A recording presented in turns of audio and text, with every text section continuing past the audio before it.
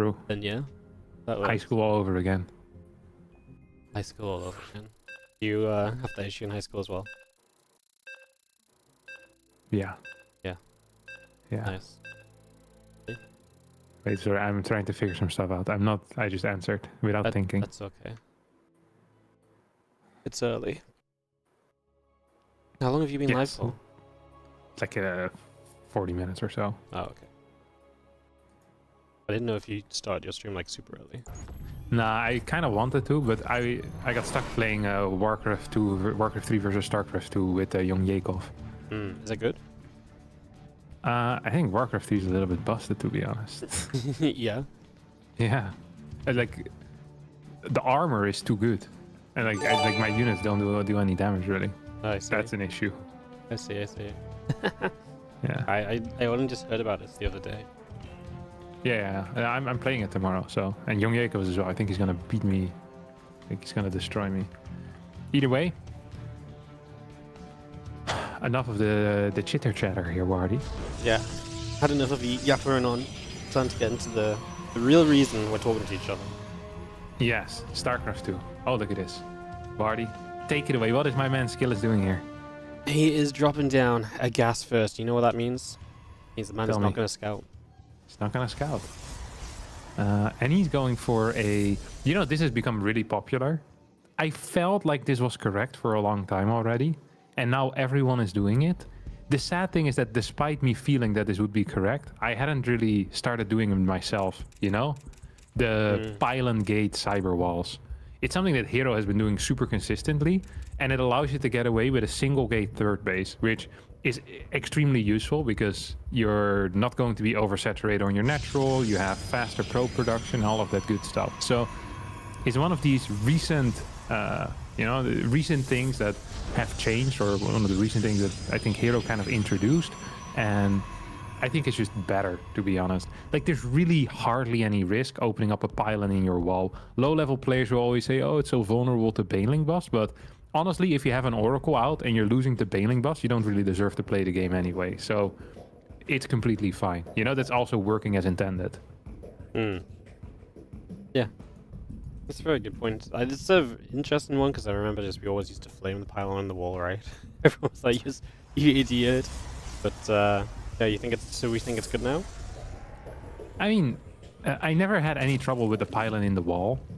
I did have a problem with Hero's terrible walls in general. Like, his wall construction was genuinely terrible majority of the time, but the pylon in the wall never bothered me so much. Like, as long as you're playing Oracle, like, you shouldn't die against the Baneling Boss.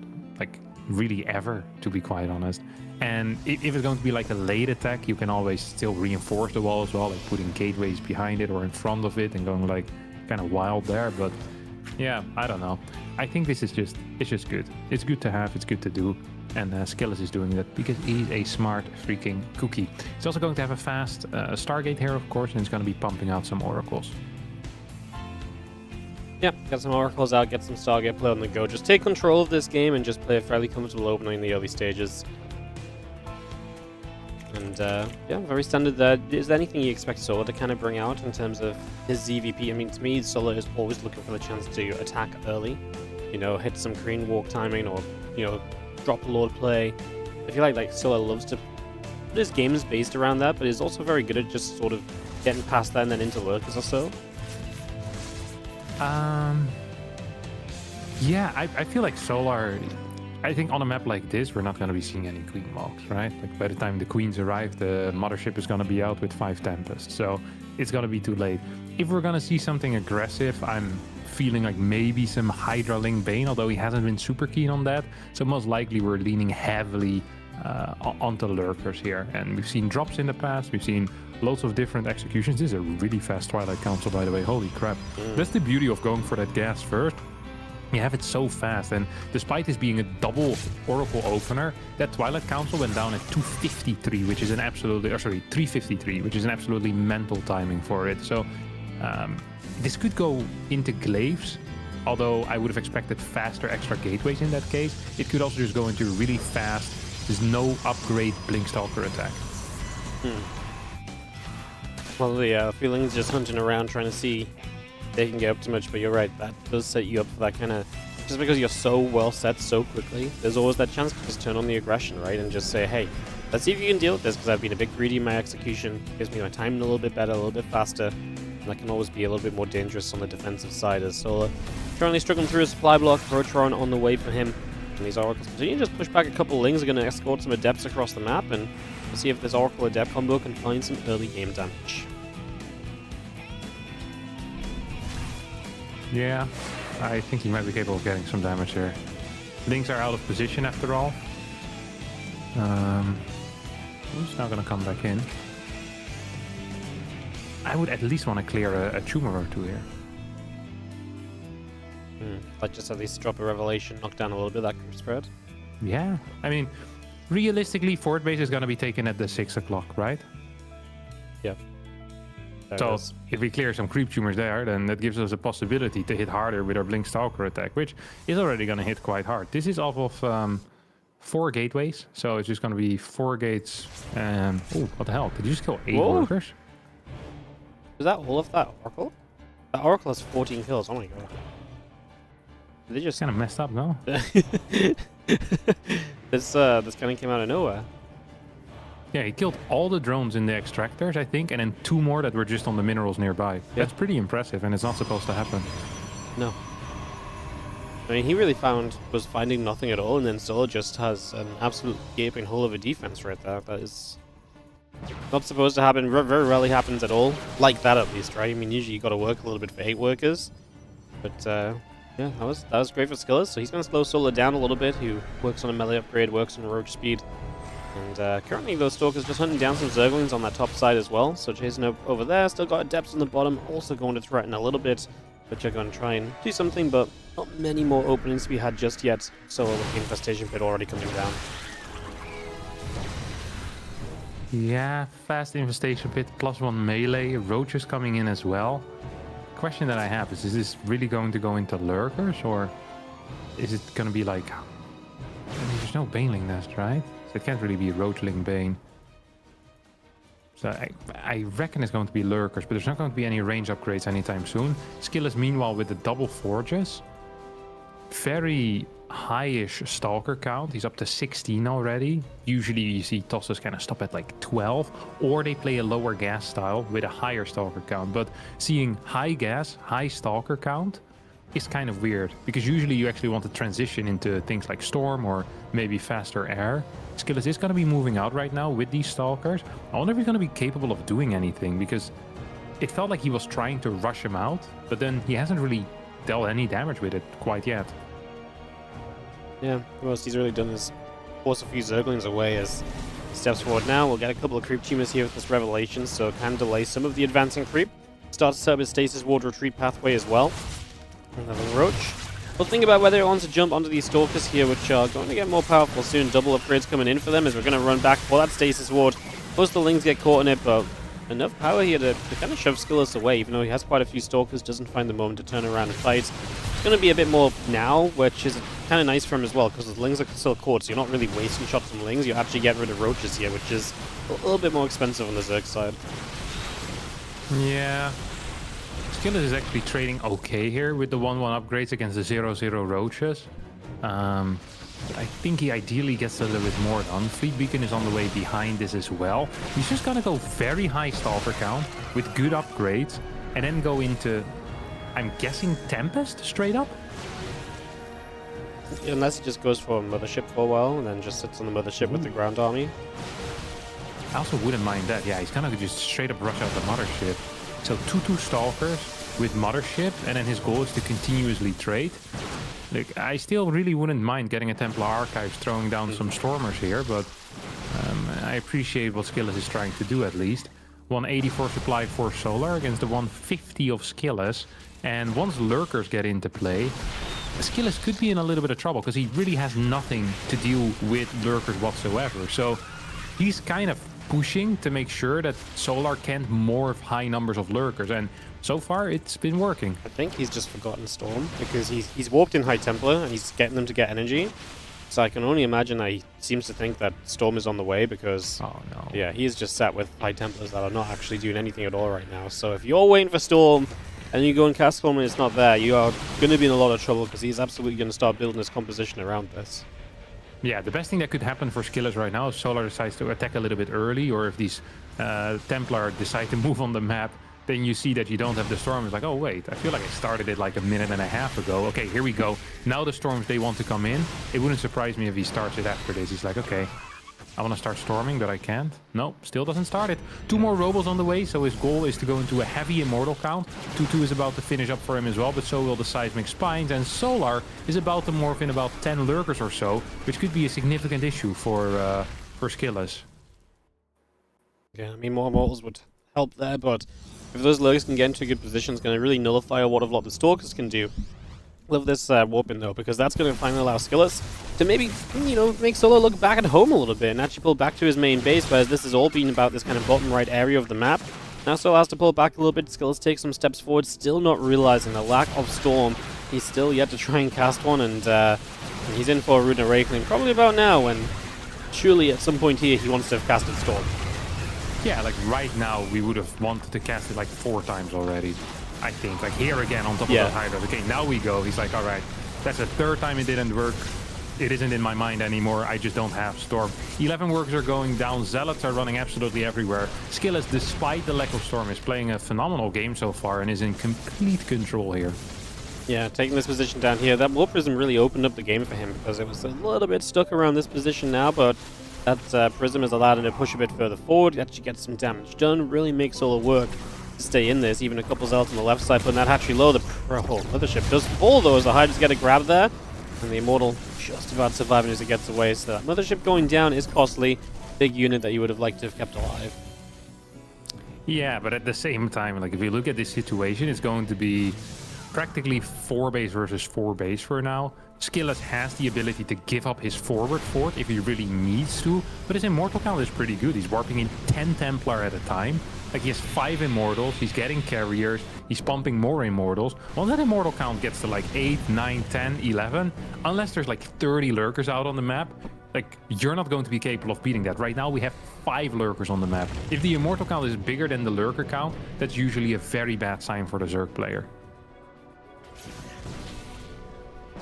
Coming around from a couple different angles. Obviously some of these rocks staying up because the creep connects onto them. He's stepping into these lurkers right now as he is right on top of them. Finally the revelation comes in. The lurkers will start to fall.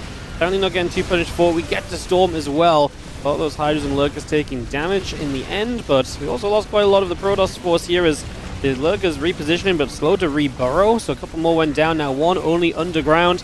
Solar supply not looking comfortable at all here for this situation. We're just missing a bit of reliable detection apparently, because we can't keep dealing with these lurkers. There is an observer on the way up. Skillous realizing that maybe an obs in this army would make life easier. He'll lose a 5th base, but there's no way he doesn't get at least a base in return, and that base seeming a lot more important for the Zerg than it is the Protoss right now. Yeah, I do feel like he's going quite deep on creep without any storms. Hydra reinforcements can be scary, of course, and we see that here. He's going to be forced to recall out. So the tail end of this fight actually didn't go so great in my mind. It feels like if he would have just cleared that lurker, warps in 4 Templar, like recharges one of them, and then walks back onto creep, I think his position is actually much better, even if he doesn't end up killing that base. But I mean, end of the day, it's still even supply. We're 3-2-1 upgrades against 2, really just 2 or +1, depending on which unit type you're looking at. There's no carapace at all. Yes, there's a melee upgrade, but that doesn't help the Hydra Roach Lurker army whatsoever. So big upgrade lead here for Skillous, which is going to be quite impactful in these battles with the Immortals. And I think they're just gonna burst through here. Solar largely out of position with majority of his Hydras, majority of his Lurkers, actually all of his Lurkers out of position. So another base is gonna get taken out, and right now we're in a situation where it's 4 base versus 3. The army composition for Skillous is better. The upgrade lead is in his favor. Like, he's really ahead in every way possible, to be honest. Yeah, feeling comfortable even getting some drones. The long distance miner base that is trying to come back online. See a handful of corruptors on the way from Solar as he begins to get some sort of answer more properly to the carriers. I think he actually has more issues with the ground army still. Like, yeah, Skillous has a couple of carriers, but he's mostly focused on Immortals and Archons in production, still getting extra upgrades for those shields and armor, continuing to come on through. And yeah, I mean, just feels like any push right now, Skillous is going to have that advantage in. As long as he can get a couple storms down, soften up some of those Hydras, everything is probably going to fall pretty quickly after. I don't even think lurkers are really going to do that much to save you against this amount of immortals. Yeah, especially if the lurker count is 7 and there's 11 immortals out. Like, there's a bunch of carriers there too, and I don't think there's a good answer for them either. Like, there's 4 corruptors. Might be capable of sniping 1 carrier with that.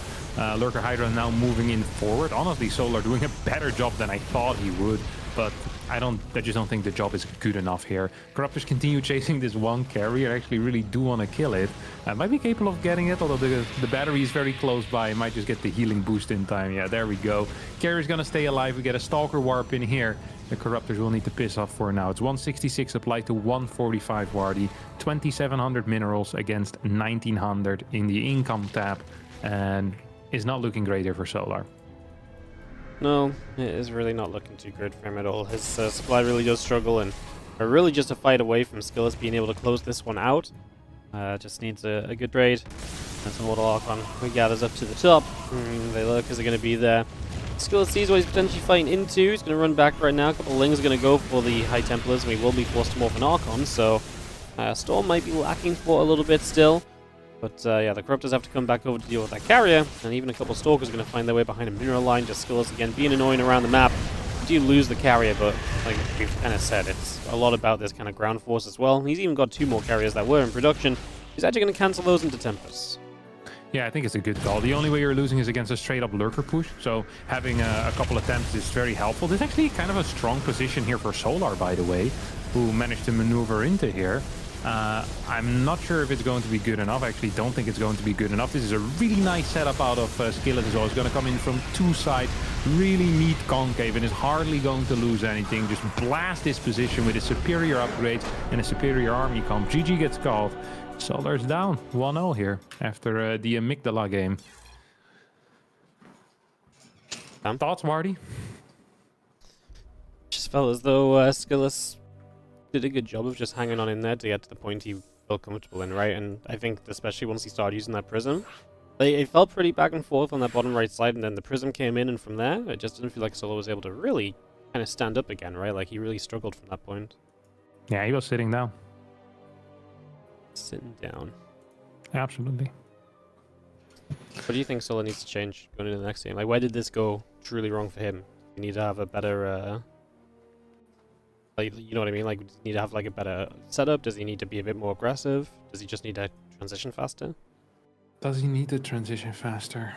I mean, I think if he doesn't take as much damage, it's good. I think losing that many drones early on means you're gonna usually struggle already.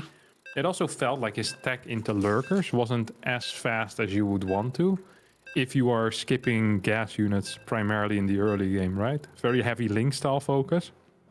But then Infestation Pit finished maybe 7 minutes in or so. First lurkers hit the field at like 10. Like, that's just a really slow timing for lurkers to hit. So I think there was just some efficiency problems for him, maybe stemming from the fact that he did lose like 8-9 workers.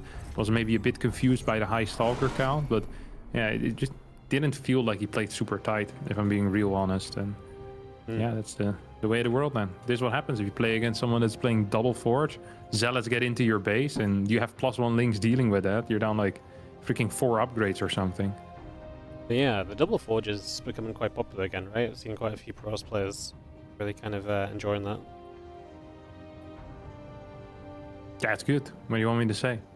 I think it's because it feels like it's a bit easier right now to stay alive compared to previous patch, especially actually really at any point, just because of the energy recharge being so powerful on oracles defensively. So yeah, I don't know. It feels like you can get away with it, and it makes the late game a little bit easier. So why not?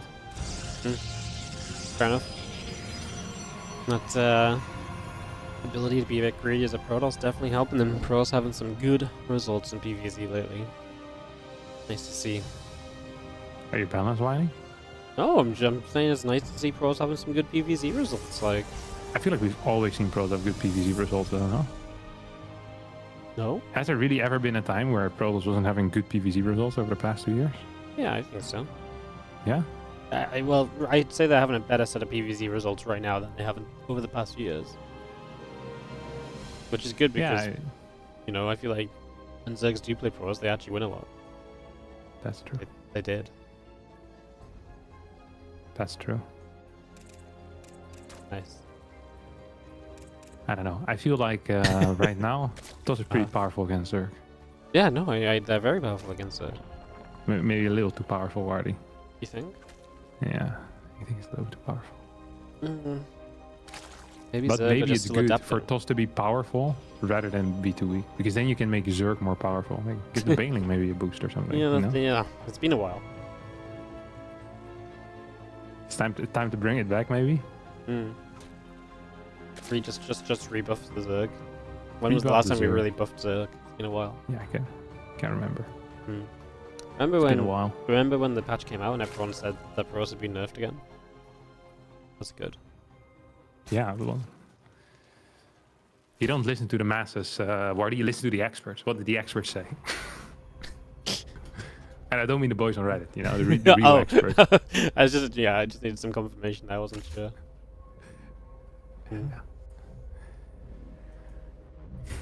Stargate opening once again. Pretty standard, of course. I've seen Stargate in a lot of the PvZ. So much value out of an Oracle that can get energy overcharged.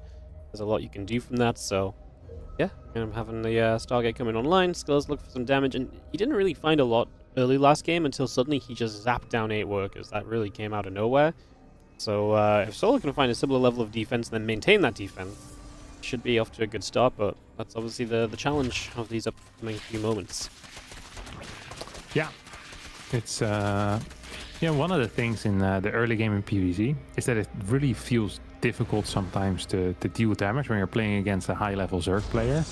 But if there's like a moment of them not paying attention, then all of a sudden, boom, you're zapping like 4, 5, 6 drones, and that's a pretty big deal right now.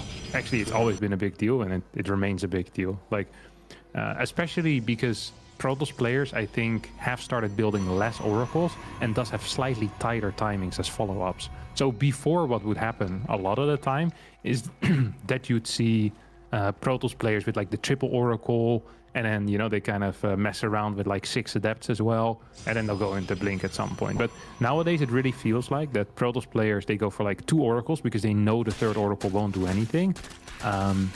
And then their timing, their follow-up timing is much bigger. And it also means that if they do end up getting a little bit of kills, is that it's more impactful because the timing for Zerg to rebuild those drones is much tighter, it's much shorter. So I feel like drone kills have become more impactful due to meta changes. And yeah, I think that's just it. It's a very cool take on it. Insanely cool, Wardy. Gonna have a Stalker That's just Warping in the main base right now. 3 more gateways. So there's going to be... Ooh, it's actually 5 gates blink. Yeah, quite aggressive. The most aggressive. Yeah, gonna really put on the pressure here on a shorter map, right? So wants to just get those Stalkers rolling and just keep it going. Of course, very committed to this. If you do not succeed in doing a bit of damage and get a bit of momentum in your favor, you're gonna struggle. You're not gonna have a Prids, on the follow-up as quickly. So that's going to be a problem. The tech in general behind this is going to be slowed because you're going to commit more to these Stalkers right now. So looking for a lot here. Solo is going to play the melee upgrade. He gets 1 Stalker here with this little run by. Of course, these Oracles have a big role to play. Stasis wards, even just protection against some of these Lings, can keep the Stalkers much healthier, much better placed. So that's where we're going at the moment as that blink continues through. Yeah, I wonder if he's going to actually add in like another proxy gate with this, or if he's just going to run across the map with 5 gateways and be happy. There's also the possibility that we shouldn't forget about, that he accidentally built a 5th gateway. That he miscounted. That could happen too, Now he built a 6th and then we're one. reading something into it that isn't really that. I don't think that's the case, but you always got to keep an open mind for that type of stuff. Okay, he's actually going to bring a worker, so it's going to be 7 gate here in total. No forge. That means that he won't scale very well into the later stages of the mid game, and he's very reliant here on dealing damage before extremely high link counts, before roach speed comes out. Do we even have a roach warren here? No, we don't. It's just Lings, and obviously soon to be Banelings potentially as well. So that's going to be an interesting little situation as the Stasis ward comes down. We're just going to have ourselves the Stalker's going to press forward, the Queen's Lings going to come through, and those Lings are going to go after those Stalkers as well. Oracle's obviously here to protect. They can activate and help against the Zerglings, but kiting away from the Stasis ward. And finally activates the Queen's low HP. If we could grab a couple of those, it would be nice. Just frees up some of the potential damage that would go onto Oracles. And just makes life a bit tougher here as a few Lings trailing forward, and Skillous is definitely off to a decent start. Hydra down the way from Solar, but losing Overlords as well. Gonna get dangerously close to being supply blocked. Yeah, and also dangerously close to just straight up dying here. His +1 has finally finished, and Solar now is going to try to make something happen with that. He's also starting to groove spines, blinks back into one of his stasis wards, and does. Solar will run in, trigger it with some of those links. 5 Hydras now on the way. These are some scary seconds though for Solar, because he doesn't really have anything to really deal damage against these Stalkers. So he's losing links, he's losing links, he's losing links, and he's getting 0 kills. Yep. I mean, he's just not gaining anything. The value is definitely there for Skillous right now. Some of these Stalkers getting low, but the controller's being great, and you can see it now. The link count definitely running low, and as Hydras show up, that's great and all, but if there's no links to protect those Hydras, they're not really that valuable. They die way too quickly. Right now, Queens are doing some of the tanking, but Solar knows that he just does not have enough. Skillous is going to take a game number 2 and the first series win of the day in his favor. Wow. Well done. Skillous with a, yeah, quick go. First game was on West, by the way, so they were going to play West, Central, West. Yeah, that's the rules in China, these tournaments. Oh, really? Yeah. Oh, I'm the party leader now. Yeah, because instead of just kicking the 2 players from the party out, they would prefer to restart the whole party. Very interesting method. Oh. You know, because they could just kick out, like, Solar and Skillous. Yeah, they could kick out the 2 players. Yeah, but instead they're going to rehost an entire party. Don't ask. It's a strategy for sure. This wasn't the game that I was looking forward to anyway, Wardy, so I don't care that it was What to this next one? Yeah. Yeah, me too. You know I'm a Shin fan, right? Yeah. You didn't? No, I mean, I really enjoyed Shin lately, myself. I don't know if you're being serious, because I've actually enjoyed Shin, but... No, I'm legit one of the biggest Shin fans. You know, at first, Shin, he was like kind of a weird dude to me, you know? Mm-hmm, sure. He's running around, playing like a bit of a brick, but at this point, I really like watching him. Because he plays like... He plays a little bit clownish, you know? Not super clownish, but clownish enough that it's always intense and interesting what he's about to do. Mm-hmm. Like he'll open up with something stupid, and then he's like, oh, never mind. He'll do something else stupid, and then boom. Absolutely insane mechanics. Like his control of the units is very good. I think his movement is banging too. I freaking love watching him play. But when you have to play against him, you're not super afraid, because you know he has some, you know, some weird traits as well. So it's like you're not afraid, and then you go down 0-3. But at least, you know, you went down swinging. That's a a good way to put it. Yeah, it's the correct way to put it. Swinging. Yeah. Shin's been really fun. I feel like Shin was really good in the the off season, still in the off season, right? But then a couple of the bigger tournaments came around, he suddenly flopped again. So yeah, you can always flop. You can flop, go up, whatever. It is what it is. But right now he's banging. That's all that matters, right? Banging. Okay. Yeah, he's absolutely banging. Look, wait. We stay on America for this, right? Yeah. Yeah. I'm not telling you what to do, but if I were a betting man, Wardy, I'd be going all in on Shin. Yeah. Your house. I'd put your house on Shin against Maxpax, because you're gonna get good odds as well. Like, what are the odds do you think on the betting websites on Shin versus Maxpax? Actually, I'm not giving betting advice here. A, because it's illegal, and B, because I don't want to be shot because you lost all your money. Are there betting websites still? Yeah, absolutely. Okay. Shin is 2.9? Wow. It's pretty crazy, no? You have no thoughts on this, Wardy? I'm just writing to someone. 2.9 is nuts. I'd bet Shin every time. In a best of 3, 2.9 is ridiculous. The last 3 series they played against each other, Shin won. 2-0, 3-1, 4-1. Yeah. No, I think it's a ridiculous... Out of the last 10 series they played, it is 6-4 in favor of Shin. Out of the last 8, it is 6-2 in favor of Shin. Jesus Christ. As like Shin has had Maxpax's numbers lately. Yeah, absolutely. And he's been calling him as well. Yeah. What does it actually mean to have someone's number? Have someone's number? Yeah. Where does it come from? If you have their number? Well, I guess it's like... I don't know where it comes from. I guess would be to have someone's number means like you know them well enough to have. You think it's slavery related? No, I would say it's probably more like, I mean, maybe it is. Maybe it goes back further than that. I almost think it's more like you have their phone number so you know them well. So if you know them well, then, you know, you can get into the, you know, you, in this case, he has their number because he knows Maxpax well enough to beat him. It's to understand what kind of person someone is so you know how to treat them or to deal with them. I'm not happy with this explanation.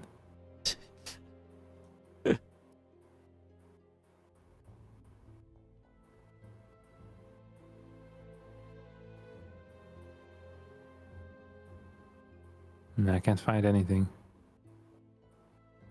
Not interested enough either to continue Googling.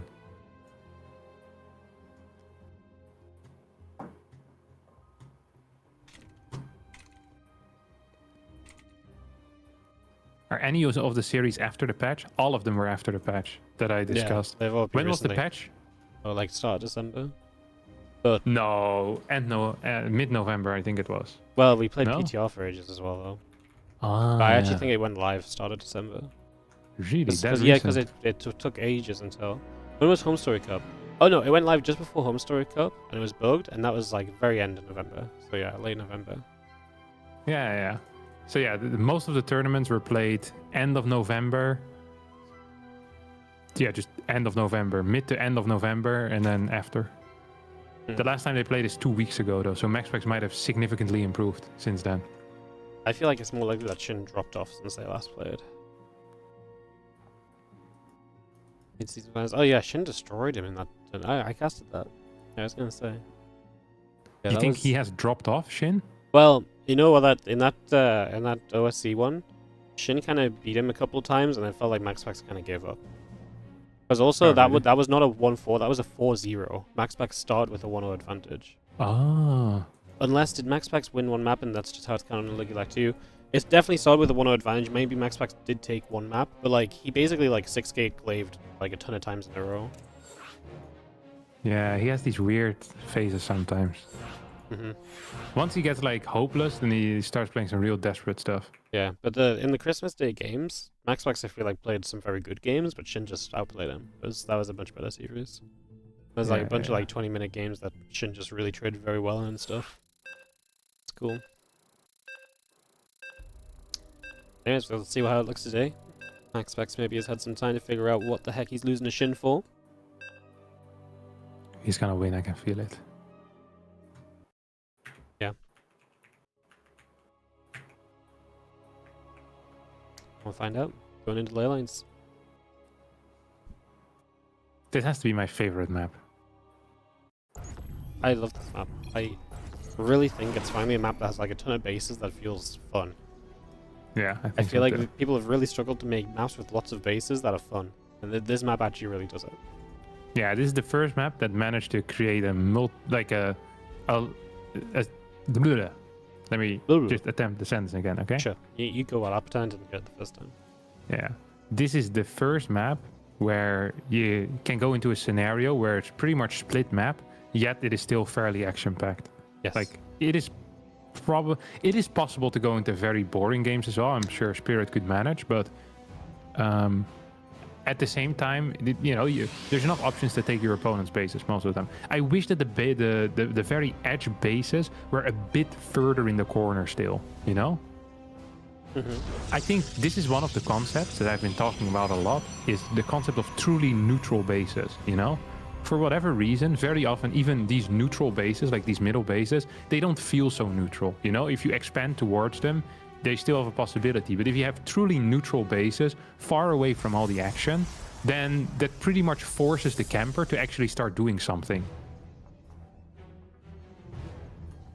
Like, imagine it's all the way in the very right bottom. How the hell is a Terran gonna defend that if his goal is to just sit back and hang out with tanks, you know? It's not possible. I think that should be the goal of like late game, is to force people to do stuff, not to force people to sit back and hang out, you know, with the boys. Fair enough. Also, many attack paths on this map. Good rotations, you know, you can be below the third base and also have the ability to attack the natural You can attack everything basically. Yet it doesn't feel like there's infinite paths. You know, there's some logic to it. Like it is truly a beautiful map, Wardy. Whoever made this, they understood the assignment. They understood the assignment. Yeah. I like it. Yeah, it's because I've been watching some Taskmaster. Do you know that? Yeah, I do know it. I don't really watch it, but that's one of those shows where if I ever catch a little bit of it, I'm like, that's fun, you know? Yeah. You need to not watch too much in a row, though. You burn out on it pretty fast. For people that don't know, Taskmaster is a British TV show in which contestants are given a task that is often kind of ridiculous, and then you yourself have to figure out how to complete the task in the best way possible, and you can find creative solutions, you know, to the problem. Yeah. It's very hard to explain because the tasks are often very dumb. Yes. But it's a good show. I like the concept. Yeah. No, there's a lot of there's a lot of funny like solutions that's like you skirt around the rules and stuff like that. Are you a big TV watcher in general? No. We don't even have a TV license. Not allowed to watch TV. You don't have a TV license? You're doing illegal? No, so you need to like a TV license to watch like live TV. Oh, So you like just so do a like small stuff delay, 10 seconds. so like stuff like no well anything like that doesn't count. But like you can use like the on demand catch up bits, but you just can't watch live. But like that takes away a lot of like what I would call like watching TV is like live when you just like turn it on. You're like, oh, that's on, so I watch it for a bit, you know. Yeah. So, like, I'm not gonna go on a catch-up device and put Taskmaster on, you know. But if I turned the TV on and it was on, I would watch it maybe. Yeah, I've been watching some clips on YouTube. Obviously, I have a TV license, or at least when I turn on my TV, something appears. But I don't watch it a whole lot either. Sometimes I watch football, but that's except for the footy, I don't really use it. This is interesting, by the way. He opened up with 6 links. You saw that? Random buy. I wonder if that is like a very solid way of dealing with a double adept run by, you know? You just say, screw my own base, I'm just gonna run these by. And if you go across with both the adepts, you're just dead. Which I think is a very fair approach. I always wondered about that. Because you're sending in 6 links, and usually you have to build 8 defensively anyway, so you know, you're saving 2 links. Yeah, you have to build them a bit earlier, so that costs you some money, mining time, but it's not the end of the world. Maxpax getting some big damage with just that one Oracle, by the way. 4 drones going down total already here. A couple of links have fallen too, of course, so I'm not minding Maxpax's position so far in this game. Well, I mean, you get a few drones and a melee upgrade coming up. We'll see where Shin takes it. Melee upgrade's been very popular as well lately. Is this just because so much Stalker pressure is coming about and melee upgrade's good there? Yeah, so theoretically, against Stalker pressure, you want to open up with melee because you're defending with links anyway, right? Large numbers of links, majority of the time. So no matter what happens, you just want to get spam these out like a bad boy. When the toss opens up with charge, ideally you have a roach opener. Like it's better, and not +1 links, because +1 links don't deal so well with charge slot Archon, so your main defensive tool is going to be roaches. So from the defensive Zerg's perspective, this is pretty much perfect for Shin. Tried to go in there with some links, deal some damage. Didn't quite succeed, despite there not being a battery, didn't really get any kills there. It's also not like he built like 50 extra links, like he built like 20 total. That's a completely reasonable amount of links to build. He's expanding towards the left side and is also getting out his lair. I'm wondering if we're going to see a Baneling Nest now, or if we're going to see still a Roach Warren being added in. I'm actually quite curious. Yeah, because obviously we saw Solo trying to just go pure Ling Bane, but it's not uncommon to add those Roaches in and to kind of play those in the mid game, give you a little bit more kind of solidity around your composition. It's something that can tank a little bit extra. So Ling's going to try and run by already, so Shin already being very active, one of the things he's pretty good at, but there's 2 Adepts plus a battery. That's an unengageable position, so just going to keep running those Lings about, see if there's any openings. Right now there really isn't, as the Lings go down the right side. Yeah, okay, it's going to be a Hydra then, plus Infestation Pit. Infestation Pit at 630 though.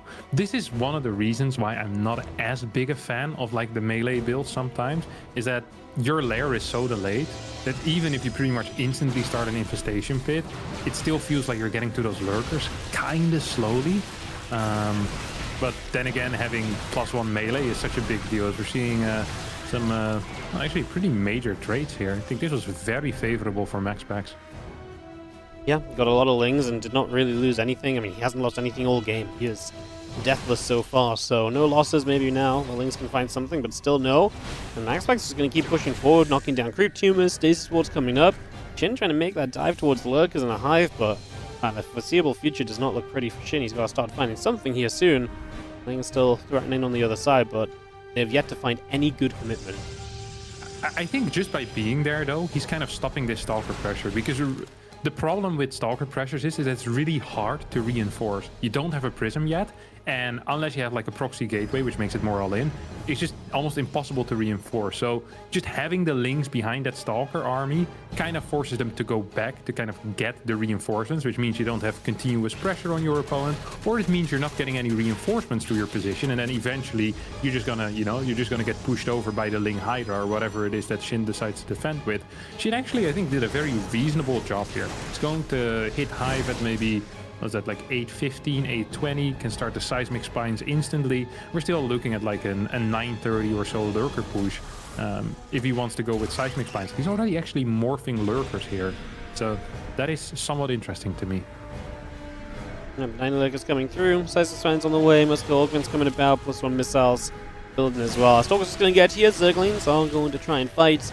You do see a couple Stasis wards are coming down, and Maxpax is stepping up, is going to already get one good snipe down. Storms are very good as well. Maxpax has still only lost a single Stalker in this game. The efficiency is through the roof. And, I mean, Stargate and a Fleet Deacon on the way behind this, so very comfortable position for Maxpax, who definitely controls this game. Blinks forwards here, just the Lurkers unburrowed. He'll get one. What I'm going to say is just basically like Maxpax is just comfortable, right? Because he doesn't need to attack in, because he's going to have the tech coming up behind this, where he's just comfortable to let this game grow a little bit further. Yeah, complete control right now. Is going to be taking out 2 more lurkers for free here. As that Zealot run by still active on the bottom side. The Prism is heading in towards the main base. And now he's in between these 2 bases where really... I think Shin is in a little bit of trouble. Zealot run by, or Zealot warping in the main base. Seismic Spines will finish up. That's massively going to help Shin here. As the Hydras desperately try to get into that main. Spore on the low ground is going to push that Prism away. Spine is going to keep the drones alive for a bit longer. Here we go. Can we get another blink in? No. Maxpax doesn't dare trying anymore. Has lost quite a bit of supply with that Zealot attack as well. But all he really needs to do is to stall until he gets the Tempest out. Well, we have ourselves a few units coming around that right-hand side. I mean, yeah, Tempest on the way up, just going to keep on keeping himself busy. There is going to be the Nidus attempt in the main base, but we warp in against it immediately here. And that should just deny that without anything coming of it. And like you say, as Tempest get up and online, Maxpax is going to have an answer to the one thing that Shin maybe could have looked towards as a win condition. Now, feels like Shin's almost waiting for Maxpax to make some monumental mistake. Yeah, we also haven't seen a Spire go up yet, so there's no real look into the future yet. No, hey, I'm gonna go into Corruptors to deal with your Tempest, which usually is going to be the follow-up play here for Zerg.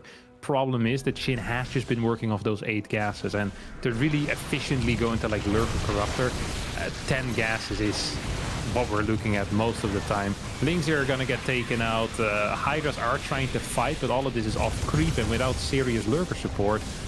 So yeah, Shin needs to be extremely careful, because I feel like Maxpax is about to break his back.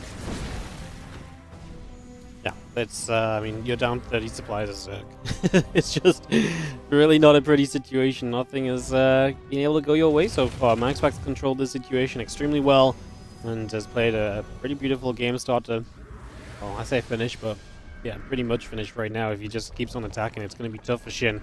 Trying to get a Spire up, but that's even a long way off. And right now we can even sit behind this mineral line and pick off a few drones as well. Lurkers will try and come in position, but we lose another of those. Again, Maxpax just making pickoff after pickoff, almost, well, actually over twice the efficiency of his opponent in this game. Yeah, that is an issue. Yeah. There's very many issues, and that is definitely one of them issues. Maxpax also going in for a beautiful army split here. He's taking his 5th base already. And this position is impossible to deal with for Shin. So Shin, he needs something so desperately, and he's trying to get these Niduses up, but they're just not working. The Mothership is there to hang out as well. We have this Tempest army here on the low ground. We now have that Immortal Zealot Storm army that is heading towards the bottom. We still have a Prism that's active as well. So Maxpax is threatening like 3-4 places at the same time, and Shin is really threatening nothing except maybe leaving this game early. Would it really be early though? Like, Yeah, it would be maybe just in time. yeah, I VGG's right now. I wouldn't even be I wouldn't be upset. I'd defend him every step of the way, because this is just not good. I mean, this bottom right army is even go doing extremely well. We're actually going to pop cloak in here and just step forward, and Shin just says, yeah, GG. It really is just nothing going his way, and he's not going to recover from this one anytime soon. Maxpax really just put Shin into a bit of a checkmate position pretty early on.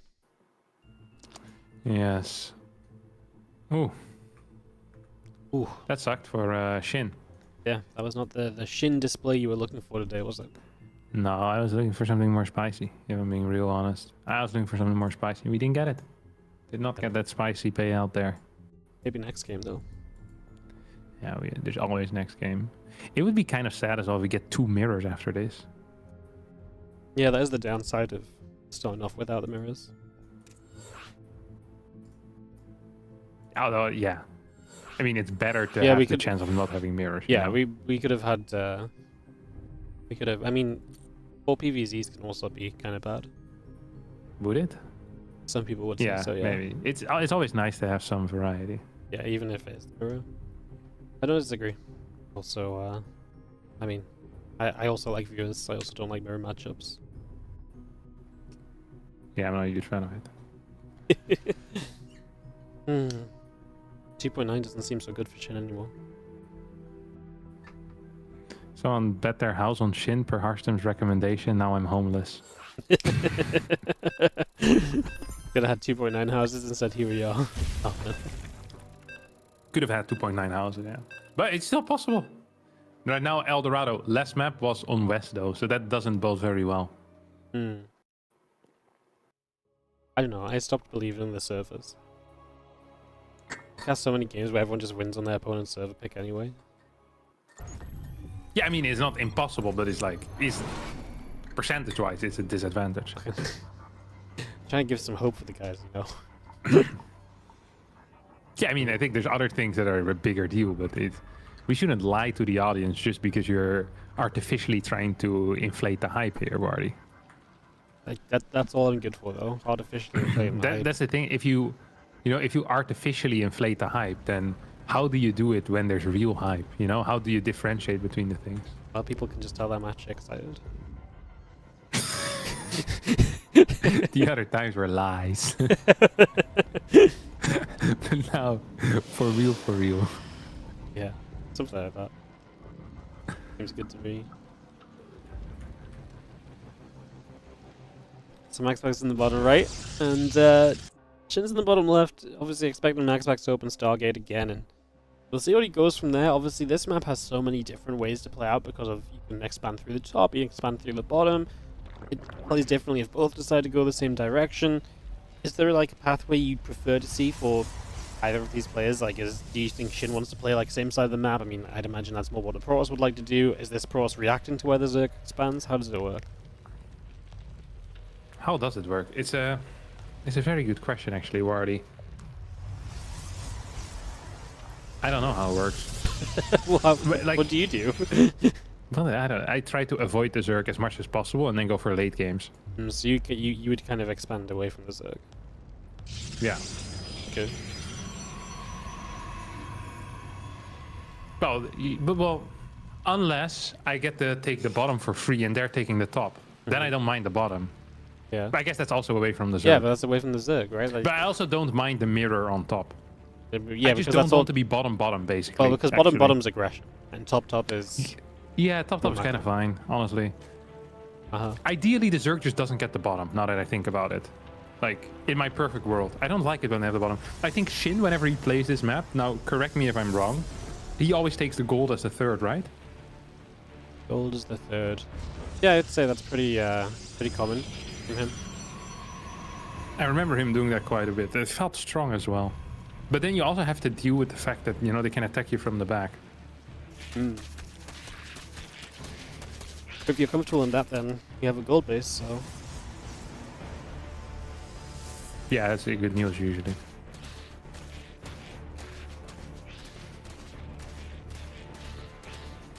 I'm going to have bottom side already, so Shin is moving in that direction. As the Adept is just going to shade over the other side. Maxpax going to try and find some information early as his Stargate gets online. We'll begin to get that ready to go. Void Ray first. He's gonna smash these overlords real good. Adept comes in. This is off again. I really want on Maxpax. Well, Maxpax is gonna take the top base. That much is obvious now. I don't think Maxpax likes it either, like the bottom versus bottom stuff. He's not a fan of that. He has scouted right now that this has been mined out. Oh, Shin didn't actually take the gold. I swear he was gonna take it. I could have sworn he was gonna take it. He'll definitely That take would as have a been my fourth, betting though. advice for this. If you were to bet on which base he took, Well, what I'm Skillous learning would is have lost his second yeah, house. I'm not going to bet on anything he suggests anymore. Not that I ever did, but just in case it comes around. Ain't how. Yeah. Terrible. It's good choice. life advice. Okay, Oracle's a follow-up. Nexus coming in. Maxpax plays very standard, doesn't he? Yes. I mean, Maxpax, I think, really has reason to mix up. Like I said, when he started going for like a bunch of glaives last time against Shin, I was like, okay, I feel like you are almost giving up on the series. Because to me, this is just like, you're long gone from where you once were already. Ooh.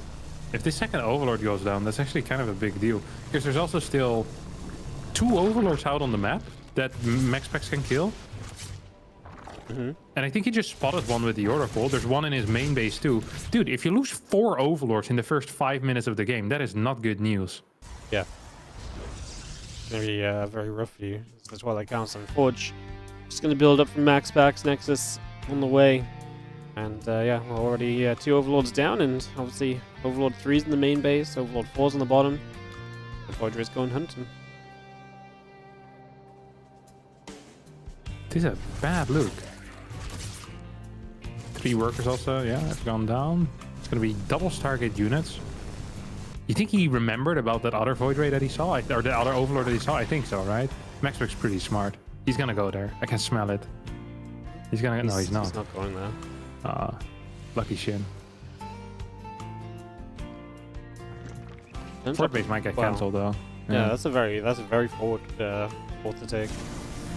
Kind of surprised. I mean, maybe because Maxpax is working through the top, you feel safe to do this, but yeah. It's not, I mean, I think it's actually relatively safe as well. I don't think it's super risky or anything, but it's risky if there's a Void Ray that's right next to it when you're trying to spawn it. yeah, I guess I'm just used to kind of bottom versus bottom, then it's obviously kind of much crazier, but Maxpax is up on the Dark still top. does it though. Sorry? Dark still does it every single time. Oh against yeah, Terran. Dark tries it every game. Dark has no fear, man.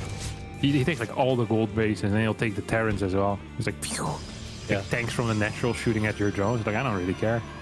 That makes Dark play better. He's like, my drones are in danger? Perfect. Yeah. I think currently Dark's entire game plan in ZVP revolves around base trading. I don't think I've seen him play like a standard game. In every single game, he just runs all units around the entire time. And whenever the Protoss wants to dance with him, then he's like, gives them the finger and starts smashing their cannons. It's insane to watch. Is this going to be legit Spire play? That would be a very Shin-esque thing to do, wouldn't it? Yeah, I mean, Shin just like to mix in the mutas. I mean, he's also getting the infestation kit already. Kind of on a attack to everything kind of route right now. Great Spire Rush. That's what he's doing. Oh, No, I hope not.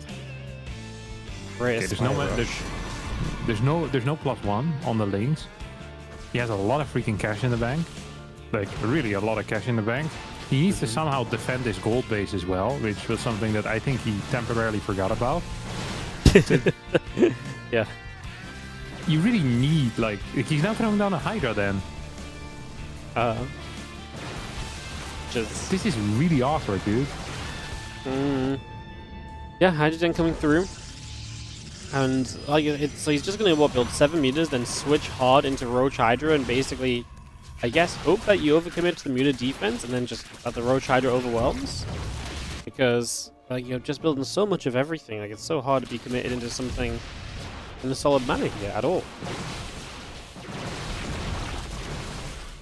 Lose the +1 missiles, it's gonna make it even worse for you.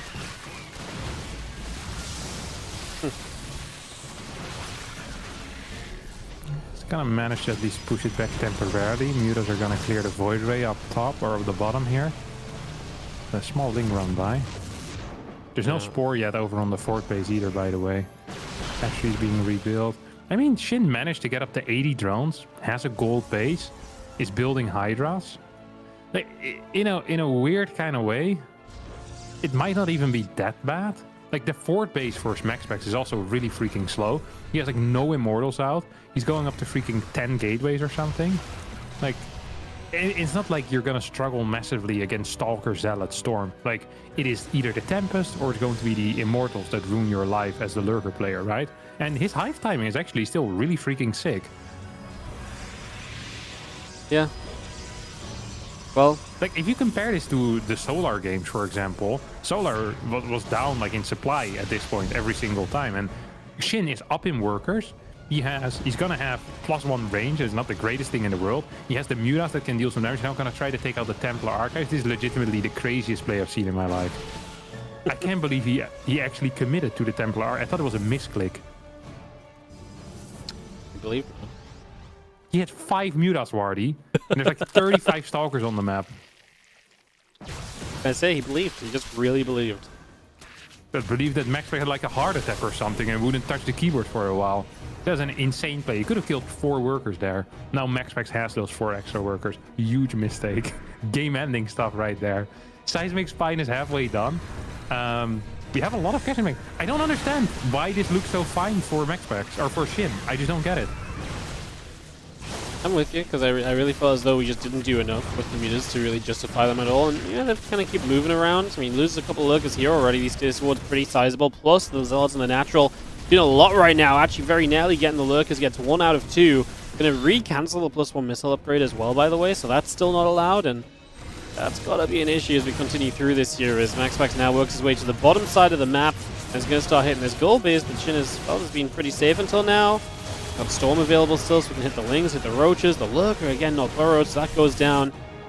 This set of trades has been great for Maxpax. Yeah. Yeah, literally the moment I said, this looked kind of fine for Shin, he died. Not the best look. Yeah. Maxpax is really good at targeting down the Lurkers with the Stalkers, by the way. He just gets them every single time. Boom. Cheeky little blink forward, blink backward, pop, pop, pop. Lurkers going down at a high pace. There's like 20 more Zealots now running into the Natural. There's a single Lurker with like 3 HP. That guy prays to God that an Observer doesn't accidentally show up here, or an Oracle for all that matters, as these extra Lurker warpings are going to end up getting cancelled. And I mean, something needs to happen here, and I don't think something can happen here that's going to save Shin from Maxpax.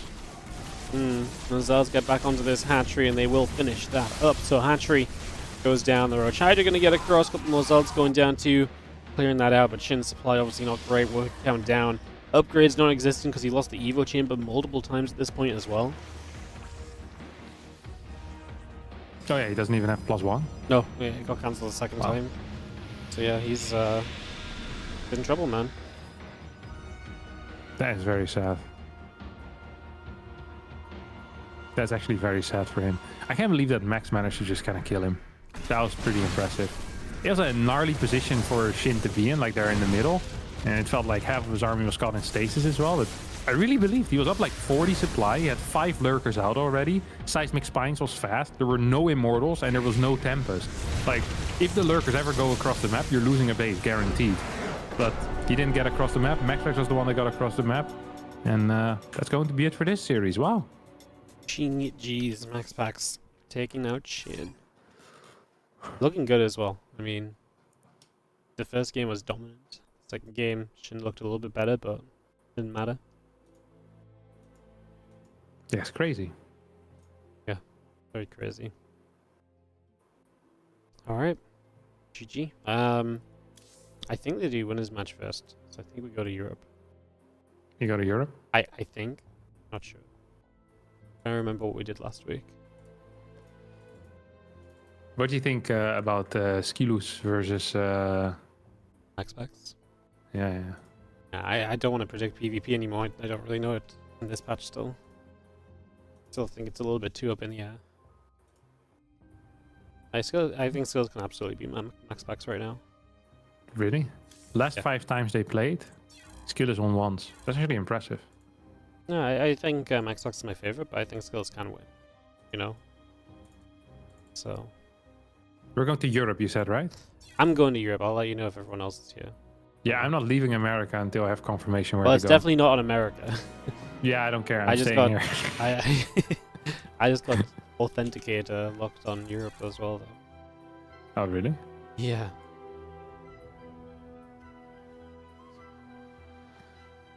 Okay, praying for a quick login. Okay, I'm in. Oh, I also got locked. They're here. Yeah, I had to do it twice.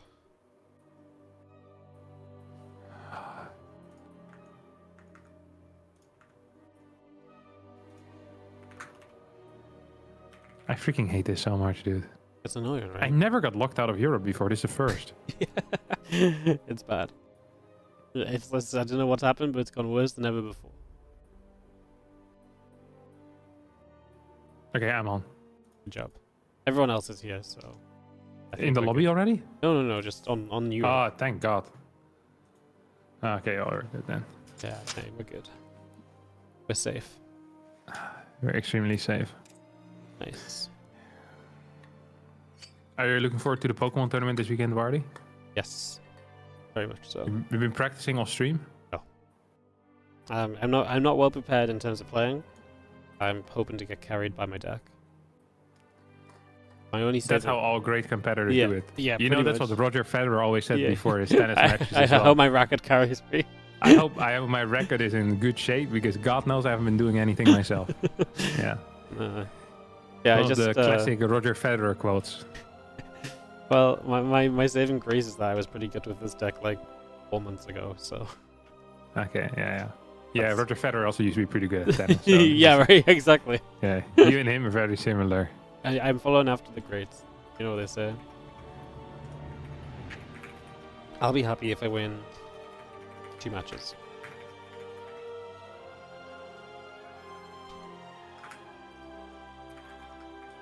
I'd be even happier if I win 1 match before I go 0-3. Because if I go 0-3, I probably just quit. Do you need to book like a hotel in Birmingham, or do you? Yeah, How does that work? Yeah, I have. Me and Helen are going down on the Friday, so we have a hotel like Friday to Sunday. Oh, she's coming to watch, or she's just Yeah. hanging out in Birmingham by herself? Yeah, she's coming to check out a Pokemon event. Oh, really? Is this her first time? Yeah. Oh, that's so cool.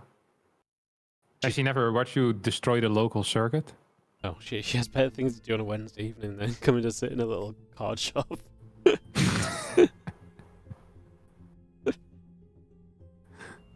Love to see it. Yeah. But apparently this weekend she's got time to come and watch me get demolished by the entire Pokemon scene. That's beautiful. Beautiful. Oh, some guy just got the postcard. Do you see that? No. You can redeem 350 channel points, and then I will send you a postcard. 350? Yeah. That's all? That doesn't sound like a lot. Really? I've only sent like 6 or so. 350. 1,000. We missed out a very important word there, mate. Yeah, sure. 350,000. Well, I figured you know that it wasn't actually going to be 350. Well, I don't know. Maybe your channel points are really hard to get. No. They're very easy to get. The thing is, I have a very good deal. Is that I have so for 350,000 channel points, you can get a postcard. But for 275,000 channel points, you can get a coin flip on whether I'll send you a postcard or not. And although the expected value on that is god awful, people have played it multiple times and lost multiple times. That's the real trick. You get to 275 and like, what's better? 275 I put in or the extra 75 to go? Yeah, exactly. Because it still feels far away, you know? It's not close enough that it's like, it's a couple more days. It's like 2 more months of watching. So it's a big deal. I see. And you get the gamble, which is also, you know. I mean, the is nice gambling as well. is a good one. Yeah. People are too into gambling. Yeah.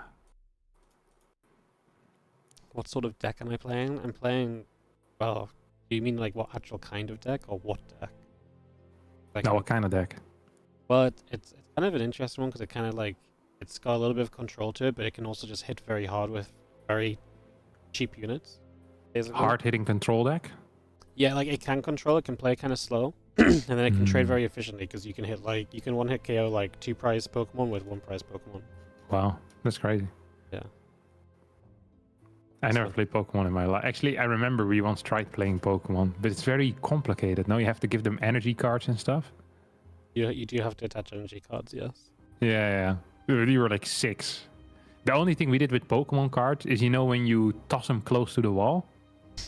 No, I'd never heard of this until you explained it to me last time. Where you toss them Oh, close to the okay. wall, Yeah, and the that- close to the wall wins all the cards. No, just the one card. Oh, you you play just- for one You card. just play for 1 card. Yeah, individual cards. You just toss them into the wall. And we also didn't really have any sense of value of the cards. Yeah. So just like whichever one, you know, you just Yeah, toss like- them against the card. All of them were scuffed as well because they all hit the wall so many times. Yeah. Yeah, we never really played when I was younger. But we played like I feel like no one played Pokemon, but people did play Yu-Gi-Oh! Yeah, I played Yu-Gi-Oh as Yeah, well. I think it's because obviously like in Yu-Gi-Oh! Like the Yu-Gi-Oh! Show was actually them playing The cards. the cards, yeah. right? So like everyone had a bit of a I guess their marketing really worked, huh? Yeah. So smart. Well, I mean, people also bought Pokemon cards. They just didn't play with them. Yeah, no. Pokemon cards were a thing, just you didn't play with them. Like play the No, game. you just had them. You just had them and you traded it or you stole your friends. Yeah. Well, I can't really recall trading ever. We just played, you know, we just took them out. Yeah, you just had Useless them. stuff. Honestly, you did just have them. That was just a thing. Yeah. Yu-Gi-Oh cards are very useful. Cool stuff. Yu-Gi-Oh's really I went to I told you, no, I went to a Yu-Gi-Oh tournament once. Really? Yeah. How long ago? In the Netherlands. Well, it was I got to the semifinals, but it was like Really? it wasn't a real tournament. Uh-huh. So basically what it was like a never-ending tournament that you could keep on participating in, you know? So you'd start in like the round of 32, then the round of 16, then the round of 8, then semifinals, then finals. And once you won the finals, you got to play against like a Yu-Gi-Oh master. Uh-huh. And then if you beat him, you got like a prize, you know? And so you could just keep playing, basically. You could just try Yeah, but you again. had to stand in line for a long time because it was super busy. It was at the airport, like the Amsterdam airport. You had to stand in line for like an hour to join in the new round. I played like 2 rounds total. One time I got to the semifinals, but there I played against the guy that actually knew what he was doing, you know? That really hinders your chances, actually. I mean, he was making moves. I think he killed me in like 45 seconds. I wasn't even done reading his cards yet by the time he took all my life points away. That's gonna be me this weekend. I'm gonna be like, someone's gonna play a card. I'm gonna be like, I need to read this one. I just don't know what any of the new cards do, man. Like usually I like keep up to date with it, but I really just not pay attention for the last 3 months. So That's terrible. Do they okay. release a lot of cards in Pokemon? yeah, every 3 months is an expansion, and sometimes you get holiday sets, which are like half expansions almost. Oh wow. So since I last played properly in October, there's only been 1 set come out, but it was just in October like a new set had just come out as well, so I didn't have a lot of experience playing against those cards anyway. So it's okay. I'm set up to win. I just roll good, you know, get lucky. Yeah. I bet that's a real thing. When I was playing back in my Yu-Gi-Oh days, I don't even think I considered luck as a factor, because most of the time I was just impressed if I knew like half the cards in my deck already. I was oh, nice.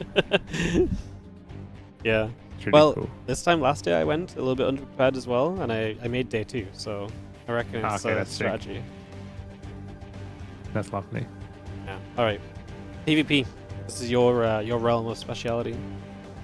Yes, well known for doing it. I mean, my strategy in PvP is to proxy the second pylon. So what Skillous is doing here, I'm a fan of that. Actually, he's doing this off single gate, isn't he? It looks like it. I have been dreaming about this quite a bit, actually. Like fantasizing, you know? Yeah, as you do. Yeah. No, really, because it is very smart because it doesn't look like a proxy. That's why I like it. But you need to fake a second pylon, that's the thing. You probably had to fake the second pylon a bit quicker already, if I'm being real honest. Because now you can't even throw in a zealot. Uh-huh. He's proxying a second gate. Oh my You think he's gonna God. proxy a third gate too? That would be really crazy. I think he will.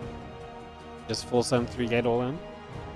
Yeah, and then you build like 2 stalkers from there before warp gate.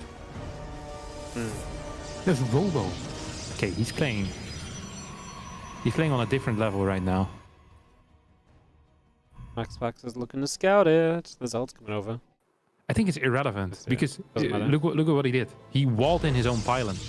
So what are you gonna start smashing here, the Robo? True. Good luck. Huh. All right.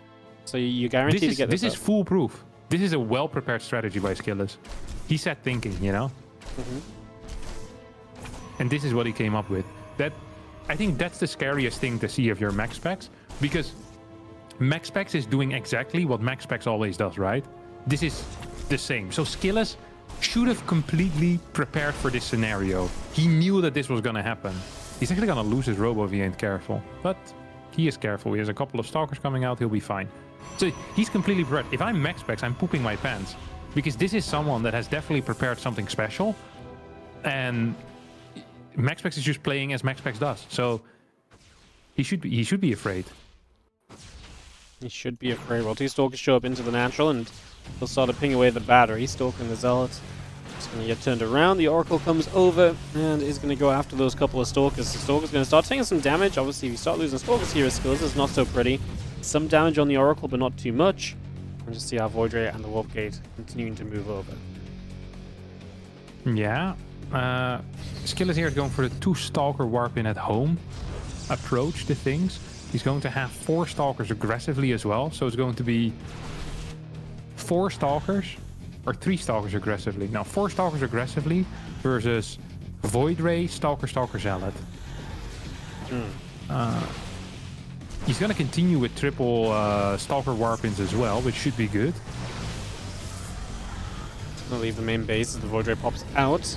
And we're just going to regather on the low ground. 3 more Stalkers join, so we're going to have 7 Stalkers here. Try and hit the front. And that Void Ray needs to be careful. There's not a lot of defense on the low... Oh, actually, off my screen there's a second battery I didn't see, so... He does have quite a bit of healing available in the 3rd battery building, so... Looks pretty okay for him in terms of just having the healing available. And right now, Skillous can't do much. I mean, right now for Skillous, it's about getting enough Stalkers to try and one-shot through the batteries, right? Oh! That's a play. That's actually a play. He's actually smarter than everyone else. That's insanely cool. Did have to warp in or have to recall a single Stalker. That was such a sick play. What the hell? Oh, Skillous being very aggressive here with the Stalkers. Good control on with the Prism though. Hasn't really lost a whole lot. Has he so far only lost that 1 Stalker from earlier? Yes. That's the only thing he's down in. And there's no Robo going up behind this. We're just now getting a second gateway. We have no sentries. I actually think in this type of scenario, getting a sentry and recharging it instantly is really big. Because this is a 2 force field area, you know? So you can maybe play more around the ramp. But Skillous, honestly, he's in a good spot. He dealt with that stasis ward so freaking well as well. I can't believe it. He's gonna snipe that first Void Ray. He's going to pull back. Save the Stalker there as well. Prismatic alignment active, and we are going to get ourselves a couple of Stalkers here. Prism's in warping mode, so you can't move it forward. We're going to lose a lot of Stalkers here, actually, and that was a lot better for Maxpax the last few moments. After he lost that Void Ray, he really turned it around a little bit. Skillous warping in and getting set to fight forward again. Yeah, the problem is that there's 3 Stalkers at home right now. I'm not a huge fan of that, if I'm being real honest. There's also like no battery energy available. There's like 50 or so is all that left. So 2 new batteries are, you know, fair game over here. Pylon's gonna get sniped. That means that Maxpax can't easily produce behind this anymore. 2 more Stalkers are being warped in. Zealot is actually sucking up so much of that battery energy right now. 2 new ones are going to end up finishing up, so that's good news. Stalker count's continuing to grow. New Void Ray starts instantly as well. Maybe that Void Ray can do something. Skillous gonna make a play for the main base here. Good control on that Prism. Pro Pool comes out. Oh, it's gonna lose a couple of Stalkers here on the edge. And with that surround, I actually think that Skillous might be shooting himself in the foot a little bit. Yeah, he's a bit overcommitted into this main base. He's gonna try and make a getaway, slowly micro down to the low ground, which works, but man, the Stalkers are hurting, and Maxpax holding on there. It really starts to feel as though he just gets in too good of a spot, right? We're going to be on 4 Voids, which is... I feel like we're getting to a point, right, where like there's too many Void Rays to just realistically move through anymore. Like, we just can't like shoot down 1 or 2 of these. There's just going to be so much damage output. With some of your Stalkers hurting, I think Skillous is maybe not quite done enough in the end. Just losing a few too many Stalkers in a couple of these trades. Yeah, and we're still also 1 sentry warping. Like here, energy recharge on that sentry, I really think is the correct play. Because you can just keep that area forever then. Okay, it's going to throw down the force fields. Skill is going to move forward, but yeah, I think Skillous, as you mentioned, just doesn't have the damage output anymore. Quadruple prismatic alignment is freaking insane. Look at that. Stalkers go down. Skillous is going to lose, but he had some insane chances in this game. I think there was some miscontrols. He got a little bit unlucky losing that first Stalker early on. Like losing a Stalker early is really freaking big. That sucked for him. He was slightly too far forward. And yeah, also walking in the stasis in the main, forcing another Stalker to go back into his own main base. That also kind of sucked. Yeah. Well played from Maxpax, because as you mentioned, this is not necessarily an easy situation to figure out, and it definitely looks scary at multiple points, to be fair. Definitely some opportunities for Skillous, but it doesn't quite work out. Now we have Maxpax on a 1-0 lead of this best of 3, and into game 2. See what the map is. Ley lines. Nice. I still think it was fine, by the way, until at some point, you remember the force fields and you said, the prism is too far in the back. I don't even think that Skillous really needed to fight there, because force field had been used already. So you just kind of move away, and then you go back in with like a new warp in. It doesn't even have to come out of the prism, you know? You can get that warp in at the gateway as well. Mm-hmm. What do you think's tendencies for PvP on ley lines? Is this sort of something? It doesn't matter. Just doesn't matter. It doesn't matter what the map does, because the Maxpax is playing. Because Maxpax, okay. So the only thing that matters is what Skillous believes is correct against Maxpax. You know, it wouldn't completely surprise me if he goes for the same build again. Okay. Let's find out. See what we do. In the top right-hand side, our Blue Protoss player came prepared with the build in game 1, but does not get the win. It is Skillous. That's one of the worst feelings, because I think theoretically it was a victory, by the way. I really do believe that. Oh, what the hell is he doing? He's sending the robot fast. Yeah, but Pylon Scout. Pylon Scout. Forge? Okay.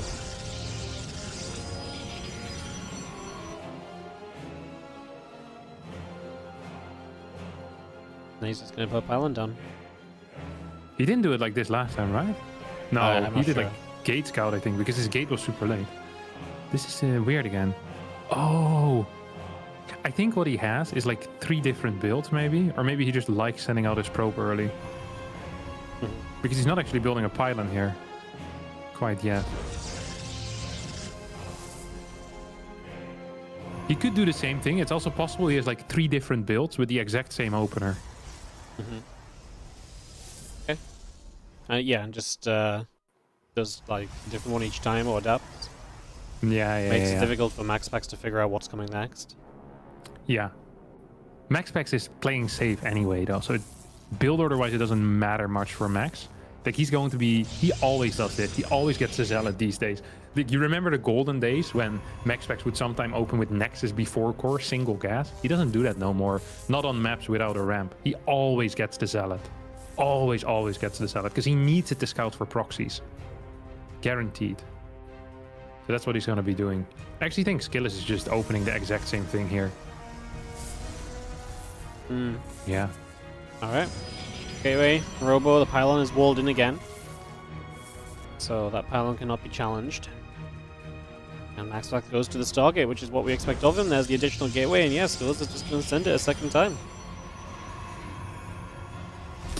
So interesting. So interesting. Did that Zealot find it quicker this time? You think he's going to be capable of smashing the Robo this time around? I don't think so, right? I'd be surprised. It's a lot to get through a Robo. It does take a lot to get through a Robo.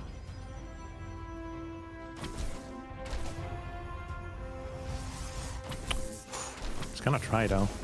It has the probe there. The Chronobus on the Stalker. I mean, if you want to get rid of the Robo now, you're gonna have to give some HP up. But he can. He's gonna kill the Robo.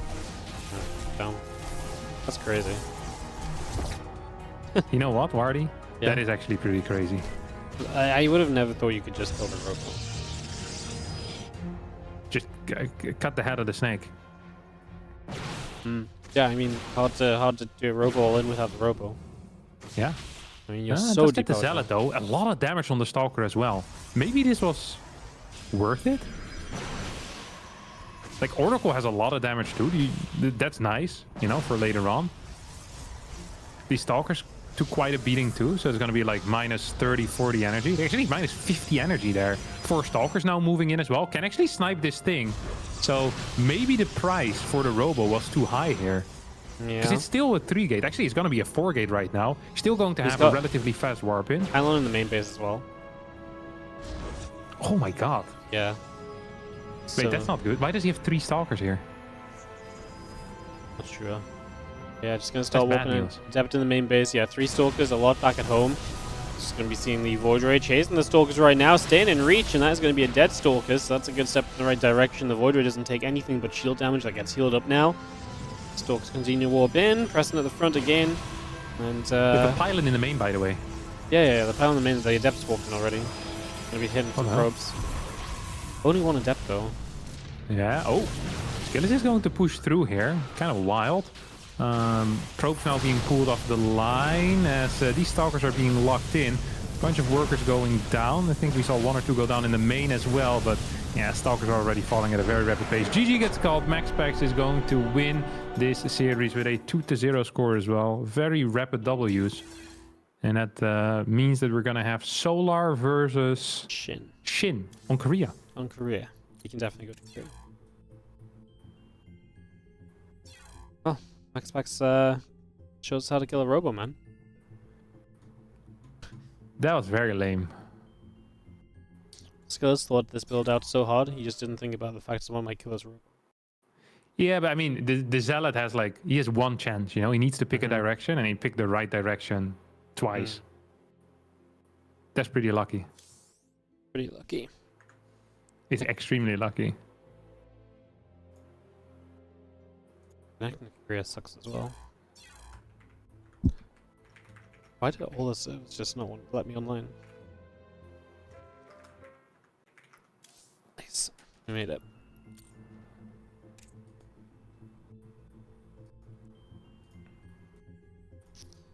Alright, Shin versus Solar. This has been a terrible day of games, Wardy. Yes. I mean, it started off with Skillous. Solar was kind of fun because I got to see Skillous do well, but yeah. It's not been it. Some days I like this. One-sided affairs all around. Some days I like this. Some days are like this. I feel like tomorrow's games might be worse. They might be good. No, worse. I think the first couple matches are going to be... Tell me about it. What's happening tomorrow? Clem Christiana. You're really warming up the audience. Clem Christiana. And then Dark Yeshi. Oh, no. Clem Christiana will be good. You think? Yeah, Christiana. Yeah. There's also history there. I remember the history, I guess. Yeah, that's true. Clem does not like losing to Christiana. Does anyone like and losing to Christiana does not like losing to Clem. Like, you can feel it. I think Jishi will have 0 chance against Dark, but Dark Clem will be good too. To be fair, I feel like the days like today where it feels like a lot of the matches in the group should be very good, sometimes flop, and the days where you don't expect it, that games are pretty good. I think it's going to be banging, to be honest. Okay. Yeah. Nice. Very exciting.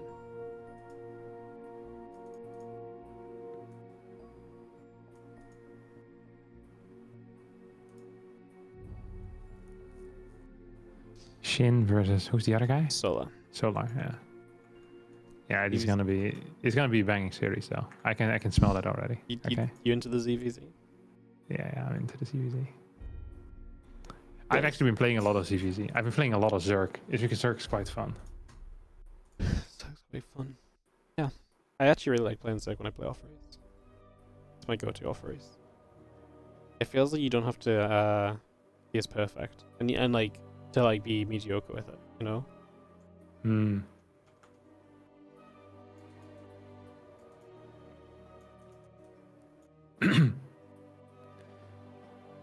you want to hear about the I've got your number? Yeah, you looked it up? No. I got a British source here. A British source. Okay. I've got your number popped up during the mid 1800s, but really took off in popularity during the 1900s. The phrase's origin and how it came to have its current meaning are somewhat unclear. Some sources claim it has to do with phone numbers and how everyone has a different number tied to them, so knowing their number meant you knew where to reach them. The origin is also linked to identifying numbers given to soldiers or prisoners, indicating one could be identified or called out. But it more than likely derives from another idiom, your number's up, which was used during the early 1800s when someone, usually a soldier, died. I see. Yeah. The earliest known use of the term was by Charles Dickens in his novel Bleak House. Whenever a person proclaims to you in worldly matters, I'm a child, you consider that that person is only a crying off from being held accountable and that you have got that person's number and it's number one. I don't actually know what that sentence means. But I mean, that's the backstory. you lost me at the last bit, but it seems like you lost yourself as well, so all good. Yeah, I have still no clue what's it about, but I feel like no one really knows. big up. Zane sent this to me. Knowing Zane, he might have just asked like ChatGPT, and ChatGPT wrote this little story. That's fake. I wouldn't trust anything that Zane sends me. Yeah, me neither. Yeah, could be anything. ZVZ time. All right, let's do proper. Proper. Bottom left, okay? You're there? Okay, I'm there. Yeah. In the bottom left corner, spawning as the blue Zerg player playing for Team Falcons. It is a Solar. In the top right, our red Zerg player. What are you whispering for? Shin. These are voices in your head. The voices in my head are telling me this is shit. It's Shin. I really feel like if I tried to say Shin that quietly, my mic just wouldn't pick it up. Yeah, it's because I get really close. You get really close. Yeah, I got really close. Yeah. Okay.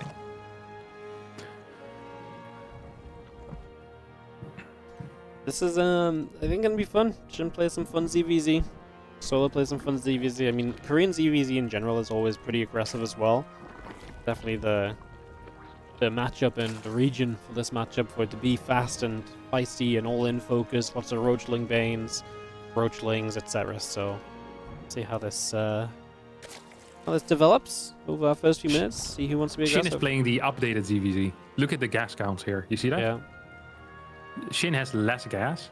So this is a fun little fact. So back in the day, and when I say back in the day, I mean before the previous patch, what you would do is you would pull an extra worker into gas. So you're temporarily under saturated on your minerals. You have 15 out of 16 for a little bit.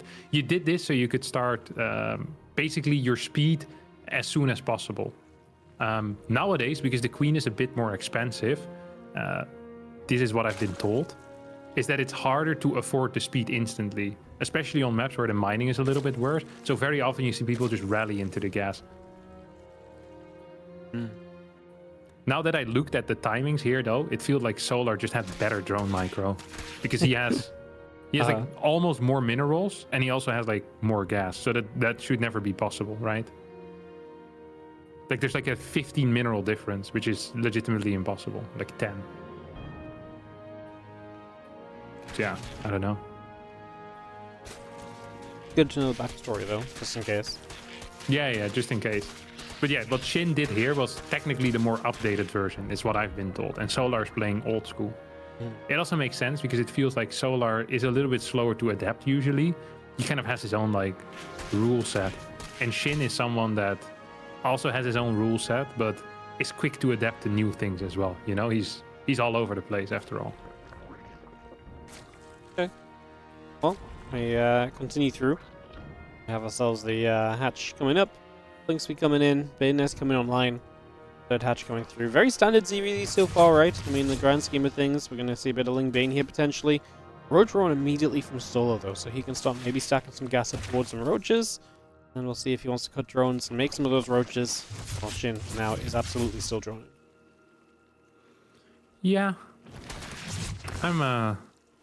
I'm curious to see what Shin's plan is going to be here, because skipping the Roach Warren, I think, is something that is not actually allowed. Yeah, he's going to throw it down right now. It is a little bit slower than his opponents, but it should be fine. We have a second gas coming down for Solar as well, second gas for Shin. This is all looking fairly standard, to be honest. I'm just expecting Lair and Evo Chamber to be thrown down shortly as well, and we're heading into a more standard ZVZ opener. As I say that, Shin actually throws down 16 links into the larva. Says, hey, you know what would be fun? Me sending 16 links across the map. He's already morphing 2 aggressive Banes as well, so he's actually going to be putting on some serious pressure here, Wardy. How many larvae do we have available on Solar's side of things? He's building 2 roaches, 3 roaches. He has 1 queen. He's morphing a Bane. Has 1 Bane available already. Is this going to be good enough? Well, that Baneling gets pretty good connection. Gets a few lings, helps soften up the Banes. The queen is still healthy here too, so 2 queens together. Actually going to get surrounded now. Another Bane showing up though to try and save the day. The lings will get that queen, but you're going to, for the most part, nullify this. I mean, losing 2 queens is pretty significant. That's a lot of your lava injection. He only has 1 queen left in the game right now, so this is a moment where Solar definitely is going to fall behind on some production that he would have usually been able to have, and Shin even going to get straight through for the scout into the main base as well. Yeah, you know what's kind of weird here is that Shin has a faster +1 and a faster Lair than Solar. Usually, you know, you get to pick one of the two, but not both. That is very rare. So I'm curious to see how Solar is going to kind of undo that little lead that Shin has created for himself here. As we have a fake roach attack across the map. It's going to force out 5 roaches on the side of Shin. Behind this, Solar is going up to 60 drones himself, actually 65 already. We're going to get Glial Reconstitution here as well. We don't have a Spire coming up, so I'm not expecting any type of Roach Muta play. And maybe just Shin wants to just drone up, go for a +1 timing attack, see what he can do. Yep. I mean, don't see why not. I do feel like Shin's got to feel pretty good about how a couple of things went for him so far. His +1's going to be a bit ahead. His Roach speed is going to be ahead, so the chance for him to just send it and try and get something done, there's definitely going to be opportunity.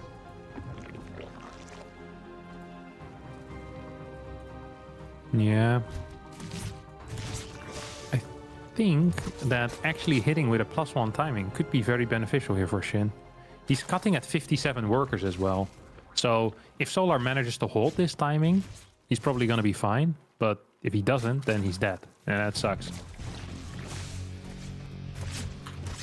Means he's going to nab this Overseer, so he'll knock this down as the units of Shin rally across the map and they get ready to go. Yeah, look at the difference here in numbers. 31 for Shin, 15 for Solar.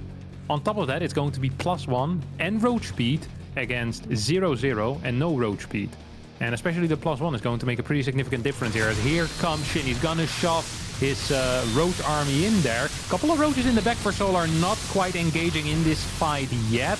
Supplies looking okay for the red Zerg player here, but are the reinforcements for Solar just a little bit too quick? So far, it doesn't quite seem to be the case. As more and more of these roaches of Shin moving across the map.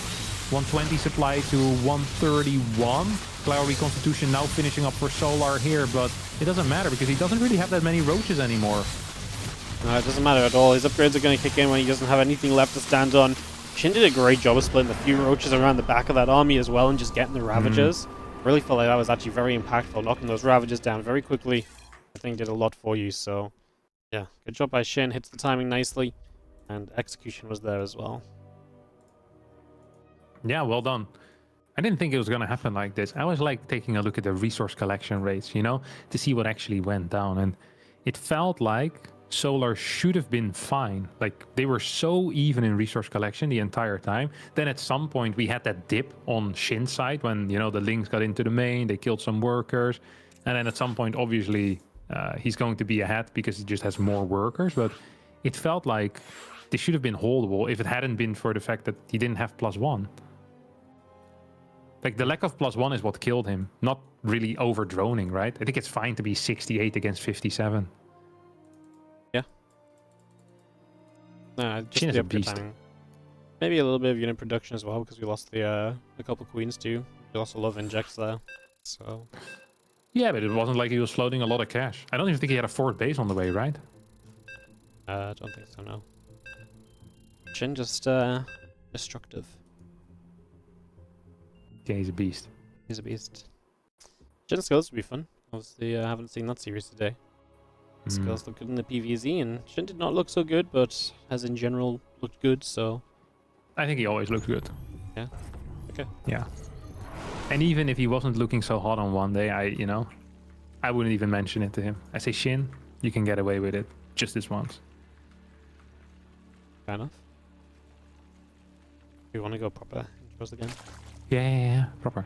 In the bottom left spawning as the Blues are playing for Team Falcons. It's Solar. And the top right, our red Zerg player with the 1-0 lead. It is Shin.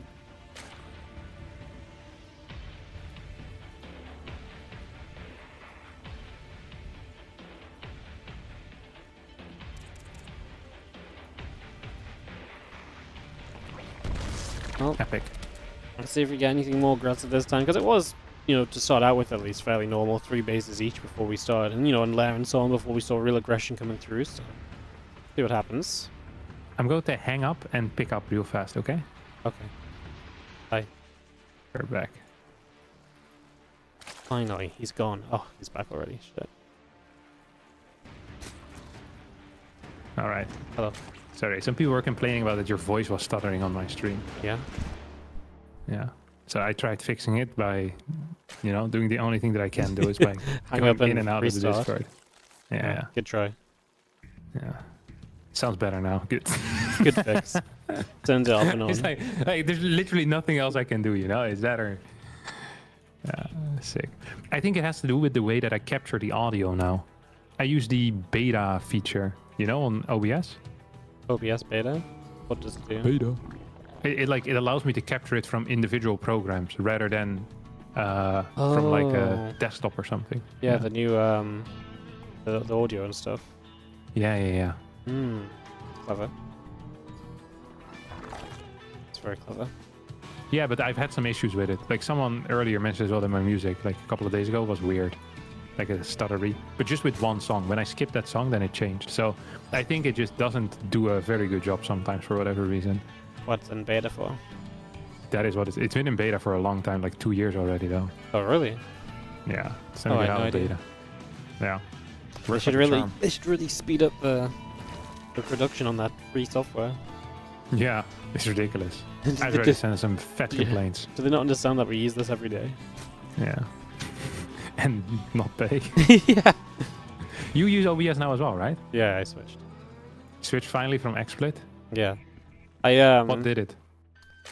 My XSplit broke one day. Like it just didn't like my. I have like videos for like my between games and stuff.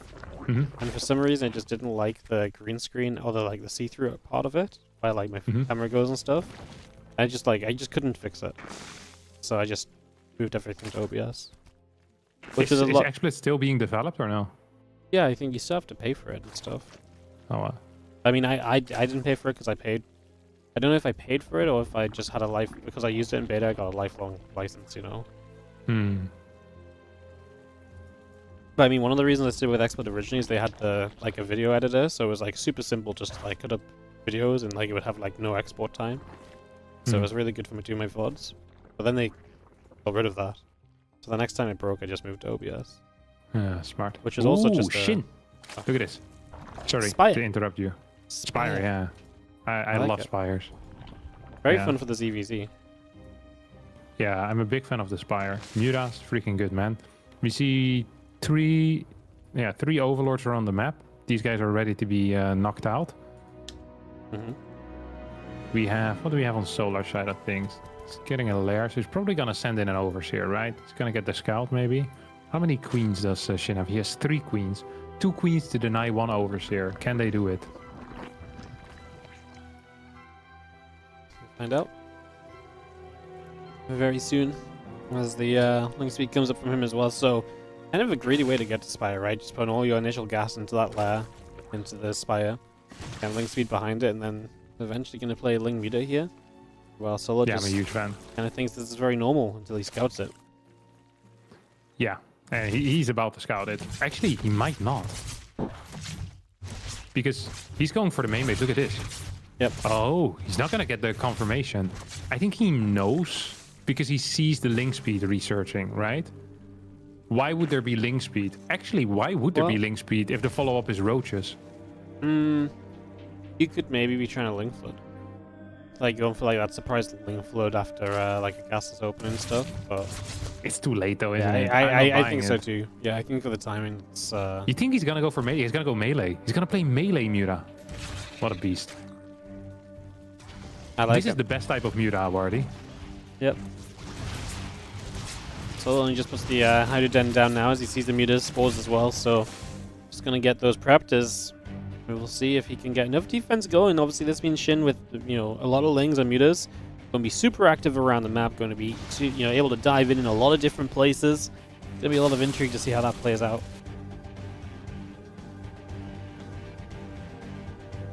Just make their way down to the bottom side.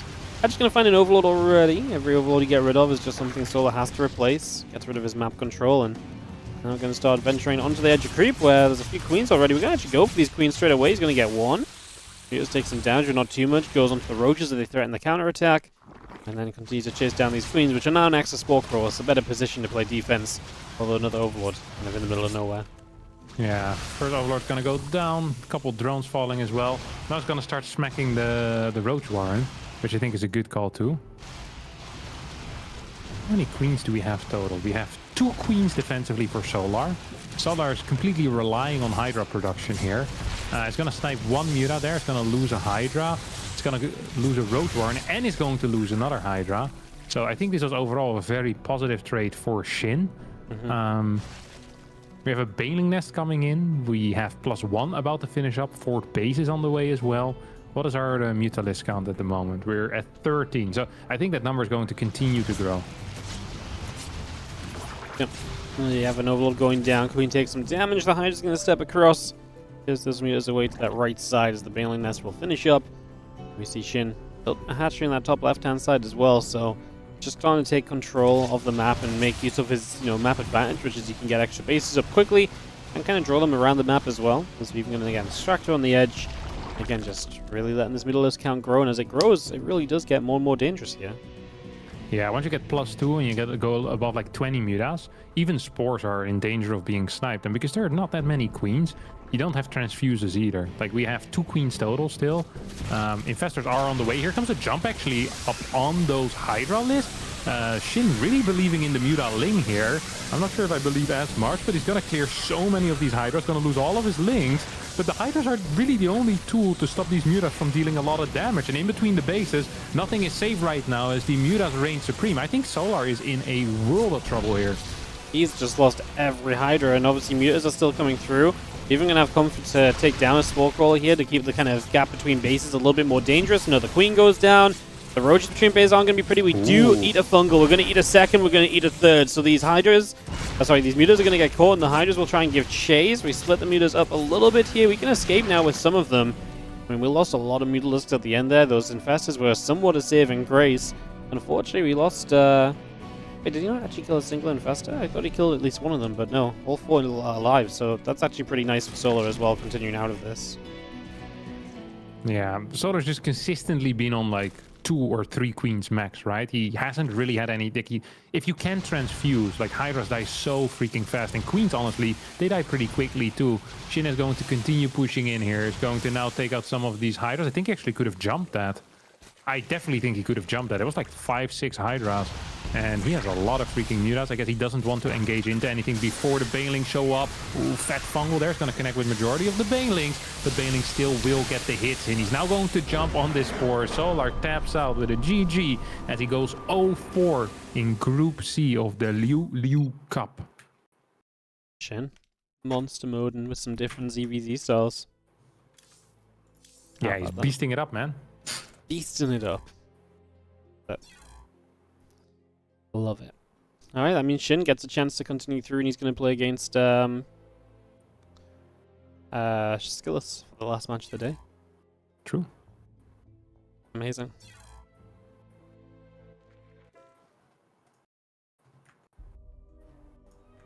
Alright, we'll get that ready to go. Run some ads? Are we running some ads? Yeah, I'm always running ads. Oh, really? Yeah, no choice. Gotta make money to run tournaments. Yeah, I mean, I also run ads. I think it automatically does it. I Yeah, always but forget to click. I run a lot more ads than you do, though. Really? How many do you run? 9 minutes an hour. 9? Yeah. Really? Yeah. And they never That's go a off in the lot. games. Wow. 9 minutes. I do 3, I think. Yeah, no. I run a lot, but I am like I only ever cast games, right? So I just run ads between games. People don't actually care what I have to say between games. I'm not really very funny or entertaining, so Yeah, neither am I, but I'm not running ads. This is a bad business mindset. I'm just an idiot. yeah. No, I have to. Like the ad revenue is too important for the Fortnite tournaments. True. Are you a coffee drinker, Wardy? Not at all? Nope. I don't like it. Oh, but you drink Red Bull and stuff, no? Very rarely. Oh. Like maybe You're not a caffeine man? no, not really. Like I would say I drink like a Red Bull or like a Monster like maybe once a month, if that. Oh wow, that's crazy. How do you have the how do you stay so high energy all the time then? I don't. That's what everyone complains about. Oh. Have you considered taking some caffeine pills to spice up your casting? I think when I have a Monster, people can tell, man. They're like, "Whoa, what's really feeling it today?" Yeah, but I just.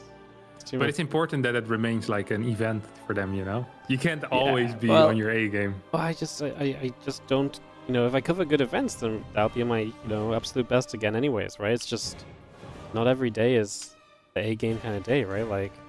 That's true. We're casting a lot of online tournaments, you know. That's what Federer said often as well when he went into tennis matches. He said, "This one not so important, guys."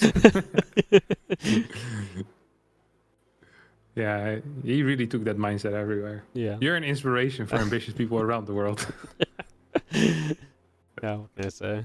Do my best.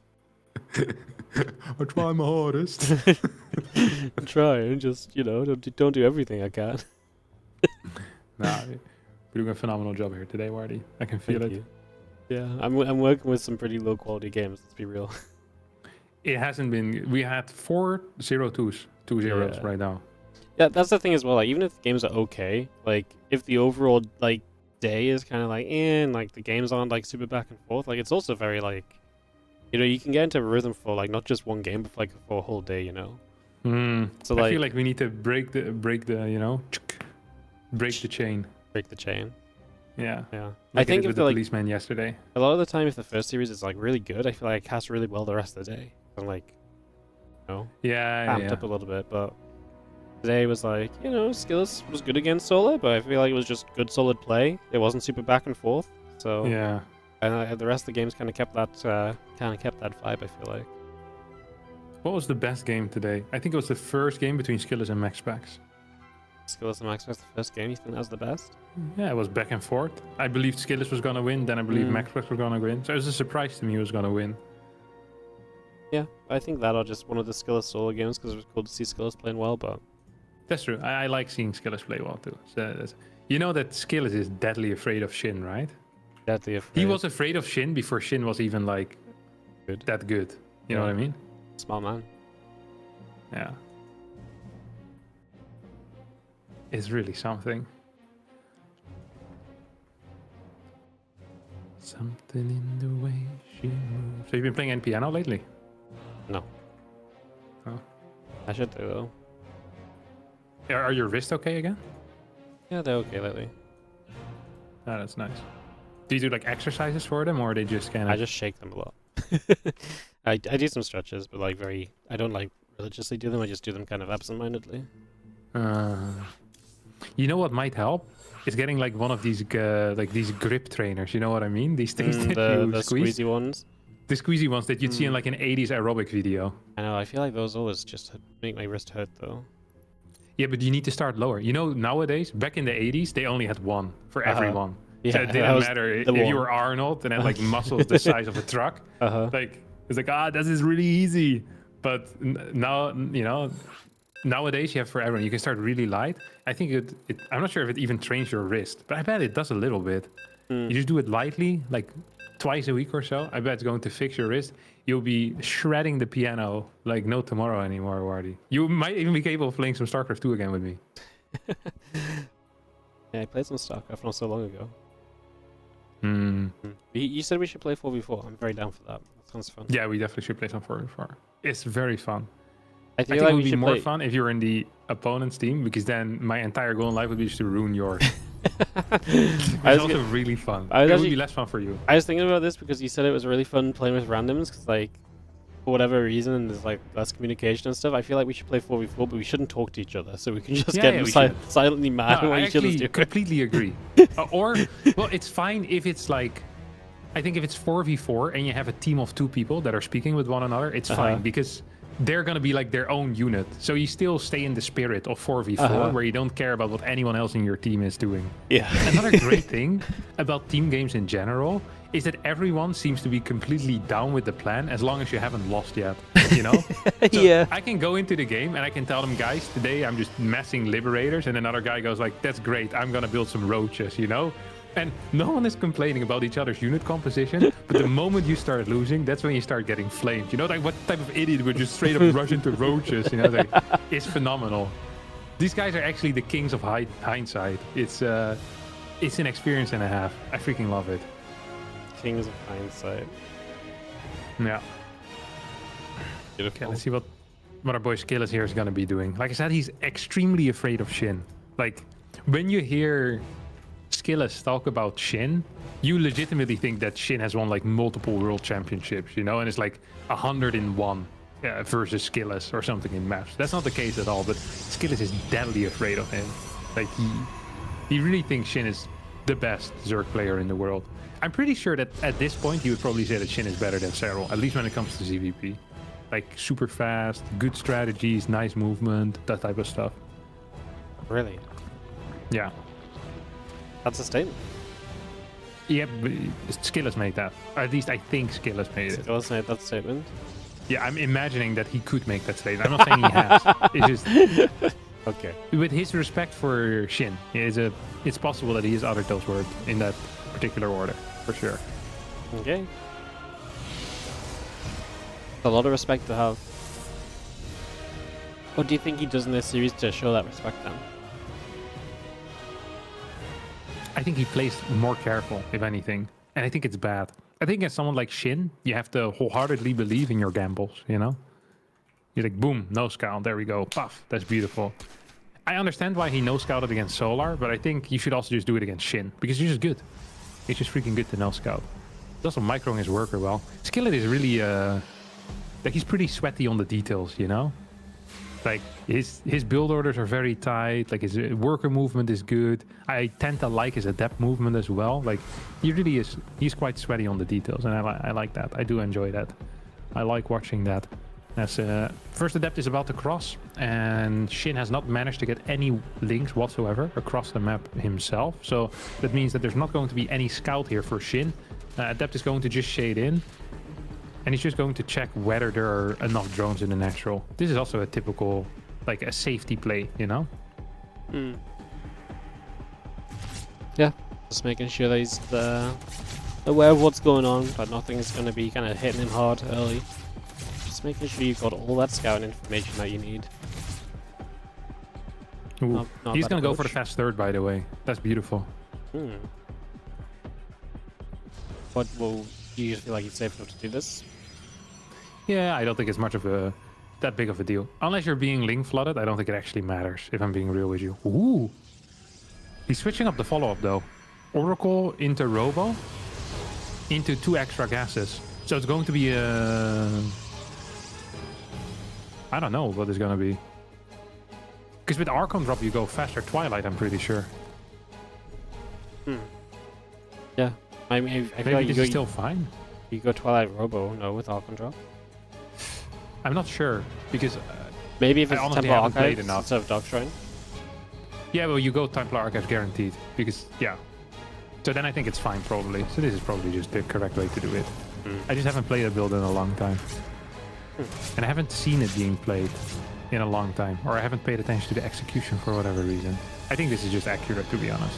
Because Templar Archives is such a fast building, Twilight comes down. Yeah, this is just accurate. I'm just an idiot. This is completely fine. Templar Archives, yep, there we go. So this is what is often referred to as the Christianer, except Christianer plays it with 4 gas before 3rd base. So if Skillous gets to survive the first like 6 minutes or so, he got away with a little bit of a greedy opener, I would say, because he has really fast mining on the 3rd. He's going to have just a lot more workers as well, and he's still going to be capable of putting on quite a bit of pressure. He's getting a forge in as well, so I'm loving this early game for him. He's going to be warping in Templar, what, 515, 518, something along those lines. So he's going to be hitting. Of course, Shin should be capable of getting to 66 drones before building Roaches, but I think Shin is actually kind of afraid, and he's building a couple of links right now. He has the +1 melee on the way as well. Gonna have to wait and see what's going to happen here. Well, a couple Archons load up and they will start trying to deal some damage. Oracle in the main just dropping a little Revelation off as we try and catch some of those Zerglings going across the map and slow down some of that aggression. And the Archon's going to get underneath that Overlord and start pinging away at that as well. Yeah, that's kill number 1. Supply block for Shin 2. Not the biggest of deals, although he is feeling like it is a pretty big deal. He's constructing 8 Overlords at the same time. 4 Roaches instantly start the moment the first few pop. And I think with just the Queens, he should not take any drone damage here. Shin has good vision as well on the 4th base, making sure it's not going up yet. Skillous has insanely fast 6 gases though. So I'm actually really liking the position that Skillous is in, just based on the opener here. Spire as a response to this is not that odd of a thing to do. But hopefully for him, it's not going to get scouted. Well, the Archon's going to go whacking away at the hatchery here, and the Oracle as well. The Roaches will show up, and yeah, trying to get into that Spire. Going to be a different route for Shin now, as the Archons will micro pretty well. We obviously try and get as many Roaches as possible right now. This is where you're obviously going to be able to trade very efficiently. The Oracle still with energy is helping to finish off some of these Roaches. Oh, but we lose an Archon, which is very unfortunate, because that undoes so much of the efficiency that you were gaining. Yeah, that was sloppy. Before that, they looked really good. Now it still looks very good, but less good than it should have. I wonder if Shin is going to add in like 8 gases, or if we're going to see a Baneling nest here with it. So if it's going to be... oh, he's going to go Hydra then. Muta into Hydra. Again, so same thing that he did on Eldorado. Yeah. Except that was without melee upgrade. Remember? Because he died without having any upgrades. That sucked.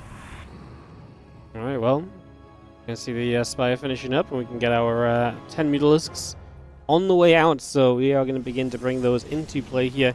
Got this set up, as we also have the couple of Extractors coming through as well, so getting all of that on the way right now. Skillous reading the mind, by the way. He's getting cannon in the main base. He's already built a Phoenix, which is out. He's now trying to smash that Overseer. The difference between Maxpax and Skillous is that Skillous really is giving Shin a lot of freedom here, you know? So Shin is just going up to 8 gases. I kind of had assumed we're going to get an Infestation Pit too, by the way, but we don't have that. So, you know what this could be? This could actually just be a Roach Hydra attack. Like, as a follow-up. Okay. Well, let's see what his plan leads to, as the Mutas are going to arrive in this main base. I mean, Phoenix already being made. We've got 2 of them here, plus a battery to help them out, so this is not going to go very far. I mean, we're going to actually build more Mutas, which is not what you want to be doing, considering that Skillous is making more Phoenix and a second Stargate, right? Like, this is absolutely a time to just turn away from Mutas and do something else, you know? That's what I would say, usually, yes. But I have infinite trust in Shin, so if he believes that he can do it with Muta Corruptor, then you know what? I believe too. Actually, as I'm speaking, I'm looking at this army move across the map. I'm not loving the spot for Shin that much. It is 170 supply of Archon Immortal Zealot. There's 0 Banelings, and we're going to have, well, 3 Phoenixes at home defensively. So this should be very defendable here for Skillous. Well, let's see, as we do have ourselves the setup starting through. Just going to have our Mutas going to come about, and we will have the Roaches at the front, so a lot of probes start to go down. Obviously, we're losing drones on the other side as this base trade initiates. And Shin is already building hatcheries elsewhere on the map as well, so spreading himself out, which is what you want for a base trade as well. Make Skillous run around as much of the map as possible. Skillous has quite a defense on this baseline, so that's going to be a factor as well, surely. Yeah, I think what's going to end up happening here most likely is that Skillous is going to take out all of his opponent's bases, bar maybe one, which will have a very limited amount of drones. And then Skillous probably can just hold his own third base, because I don't really see a way for Shin to break that. We have like 4 stasis wards, we're going to have 6 cannons, batteries, we have 2 Archons and a bunch of Zealots. So I think Mutas by themselves can break it. I don't think ground can break it either. And army versus army, Skillous looks much scarier. Shin is losing the last of his drones right now, so yeah, he's gonna have 0 mining whatsoever. A full-on base trade is not going to work. An engagement is not going to work. So what is the win condition here for Shin? Kind of nothing, right? Like, you can't break the base. You can't. Yeah, you just don't. I think it's lost already. You're right. He can't really fight the army. He can't break the base. So yeah, your 2 ways of winning are gone. Yeah, you kind of need Skillous to mess up the fight, but these Archons can just take quick and kill everything, no? That's Yeah, so good. +2. Yeah. +2 Archon, 4 Immortal. Like, Mm-hmm. good luck with that, buddy. Good control as well with that Prism. And yeah, I mean, he's not even going to kill an Archon. GG gets called. Skillous wins game number 1 against his nemesis here on Frostline. His nemesis. Yeah, it is his nemesis. Doing some great story building today. Ooh. You with the nemesis and all this information gathering. That's good. I like it. Yeah, but whenever you talk with Skillous, he just brings up Shin like multiple times a day in conversation. You know, he'll name drop losing to Shin. He'll name drop it. Jeez. Yeah. What a guy. Yeah, he is like that. It's been a good day for the tosses so far. 5-0 against the top Zergs. Probably the top 2 Zergs right now. Nah. Shin top 2? CVP? Nah, not yet. Top 4. Top 4, sure. Yeah. Serral, Dark, Raynor, Shin? Yeah. I'm pretty happy with that. Yeah, I'm happy with that too. I don't think we've got anyone. Then Solar, Rogue, Lambo, Beautiful. E-Laser, Su. That's what the Aliglak tells us. Not very deep to the Zerg lineup, is that? No, there's very little high-level Zergs. It's because they don't try hard enough. You have infinite Protoss players in like the top 30, but we have like none in the top 10. Actually, we have 2 now. It's not so bad. Alright. Good job again, too. Who's the second one? What? You got 2 in the top 10? Yeah. Maxpax and Hero? Yeah. Oh. Nice. Good job, Hero. Yeah, I mean, Hero's been in top 5 forever, top 10. Oh, right. So this wasn't a recent change. No, I mean, this has always been the case. I know, but you just said we have top 2. We have 2 in the top 10 now. Yeah, I don't know why I said that. I'm sorry. It's okay. It's just a bit confusing. What the hell is Shin doing? 15 hatch. And what the hell is Skillous doing? He's going for a gasless opener. I think, theoretically, this is probably the best interaction you can have as Skillous. Like, opener-wise. The 16 hatch is better for Zerg. 15 hatch is good for TOS. Right? Because Zerg, the only reason why Zerg gets such an early hatch, you only want to do it if you're playing gasless, or if you don't want to get blocked on your natural. And Shin really doesn't want to get blocked on his natural. So that's why. Alright, well, I'm just going to have ourselves a few drones coming about. Just going to be seeing the hatchery coming down. Gas and pool on the way up. Whispers of Gold. I think the map changes anything about how this game goes, because this feels a little bit more kind of, you know, something you can, a map where you can kind of get a bit aggressive earlier if you want to as Shin. Yeah. So, I mean, you could... No, you actually can on Frostline. Theoretically, you can, though. Like, the third is very far away. Frostline feels like a map where you should be capable of being very aggressive early on, but in reality, not really feeling it. This map, yeah, I am feeling it. Bam, push across the map, kill the other guy, hell yeah. curious to see what the plan actually is going to be for Shin. Because I think we're going to see the most variance out of him, right? Like, I don't think Skillous is going to show us something spectacular here. That makes sense. Like, I don't think we're going to... Makes sense. Like, do you think we're going to see like a proxy robo? No. No, He's no, going to no. get a Stargate. He's going to hang Skillous out. is going to play very standard. I don't think he needs to feel. I don't think he feels the pressure to do anything weird in the slightest. Right? Just play super standard, play super normal, get set up. Just let this pan out.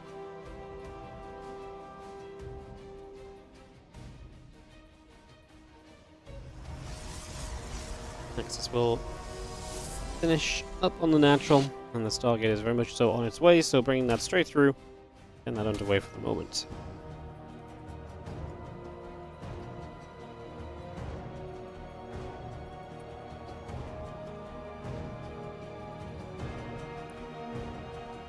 Actually comes online. Yeah, just get into those oracles for a couple of moments here. Build that number up. Just the first one on the way out now. Expect him to go to 2. See if he goes crazy, gets 3. Don't forget that Shin won the... Or Skillous won the last game, Wardy. Oh. Thank you. That's okay. You all forget. I didn't forget, I just... Deep down in your heart, you wanted Shin to win. Yeah, you know. Shin is in all of our hearts. I think Shin is actually my favorite player right now in the entire world. I'm just glad that, you know, man from my chat went to your chat to tell you even though our chats are linked. Yeah, just in case. Yeah, I Fix mean, it. What the hell is really this? passionate about fixing the score. I appreciate that. Yeah, for the newbies. Look at this. Look at this Ling run by. So his goal here is to cancel a third base. And Skillous' goal is to keep that third base alive. Only one of them can achieve their goal, Wardy. This is a huge conflict of interest here. And I believe that Shin is going to come out ahead. As there's no Oracle here to defend. There is an Oracle across the map trying to deal some damage. The Nexus is going to get cancelled. You know what's the worst part about this? Is that this Nexus was over halfway done already. There is nothing worse than losing a Nexus over halfway done. Yeah. This Well, is, if you lose it 75% done. the way done, yeah. The further along it is, the worse it gets. Halfway done is already pretty brutal, though. Yeah, it's terrible. It's the worst. The worst. So yeah, this is pretty rough for Skillous. He has to restart that. The Lings are still here. The Oracle at least activates. We lose one more Adept. Just try and push those Lings back. But Shin gonna feel a little bit confident to get a little bit of momentum going his way early on in the game. Yeah. I like this for Shin. I really do. Because you're gonna force these, you know, these Oracles they're gonna be scared right now. They're gonna be sitting at home. It's really uncomfortable to play this if you're Skillous. You're gonna need to add some extra pylons as well before your Nexus finishes, and that sucks. Shin is in the driver's seat, all right, and he knows how to get this car to where he wants it to. Skillous right now in the back seat complaining. It's like he thought they were gonna stop at a toilet like hours ago. He's about to piss himself because it's not looking good. Okay, if these adepts finish, he's actually in a bad spot. Gonna sit on the edge of creep and just gonna threaten with the adepts right here as they send forwards. Just gonna go in and we'll actually commit here. Got a couple of drones. The drones pulled to the left side for safety. The oracles get involved as well. Cool. Gonna be 7 kills. Gonna get 8 on the exit, or should have had 8. Messed up there at the end, but not bad at all. Yeah. Yeah, see what these oracles did? Got a bunch Exit means exit, Wardy. Exit means exit. Yeah. They go out, they teleport all the way home. You know, no half measures here. Fair enough. Yeah. Nah, that is fair enough. 2 forges now coming up. He's once again going to play this high stalker, fast. Well, it's not even that fast, these upgrades, you know? It's just lots of upgrades. 6 gate into double forge. He did this before. He's going to do it again. He's going to push across the map. He's going to supply block Shin here.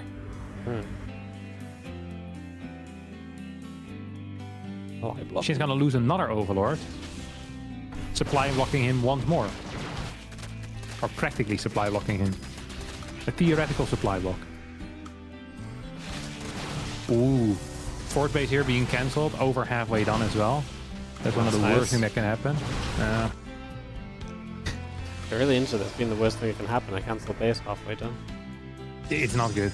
It's not good. If this happens to your third or your fourth, or even worse, your natural, like freaking garbage. I mean, Skillous is actually in control of this game, and I don't quite understand why he's in control of this game. I guess the work field did quite a bit. He's going to get another cancel here on this. It feels to me that Shin is just going to go for a pure Roach Hydra Stalker push, or Roach Hydra Stalker, a Roach Hydra Link push. Maybe pop some Ravagers in there, and then pray to the good Lord that that Skillous messes up the defense. Because if Skillous doesn't mess up the defense, I don't think he's going to die here. He's got Stalkers chasing down the Zerglings as well. So much useful stuff on the way from Skillous. 1-1, the charge. The Robo Facility just finished. The Temple Archives is now on the way as well. To bring a lot of that through as these Stalkers go wandering out over to the right-hand side. He's actually massing Stalkers. He has 26 right now. That's double of what is considered normal, you know? Very committed with him. Yeah, very odd.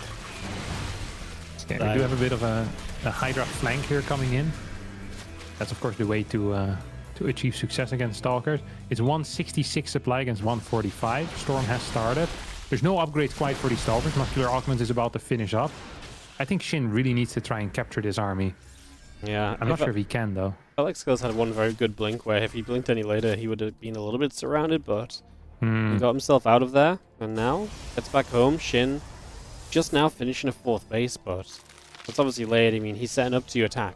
I mean, he's getting an infestation behind it, plus 2 missiles on the way, so he's not completely all in, but that means he's kind of wishy-washy on whether he wants to go or not, but he's still just building units, so... Yeah, It's extremely wishy-washy, Wardy, and I'm not loving it here. Okay, here comes Shin. He's going to be pushing in.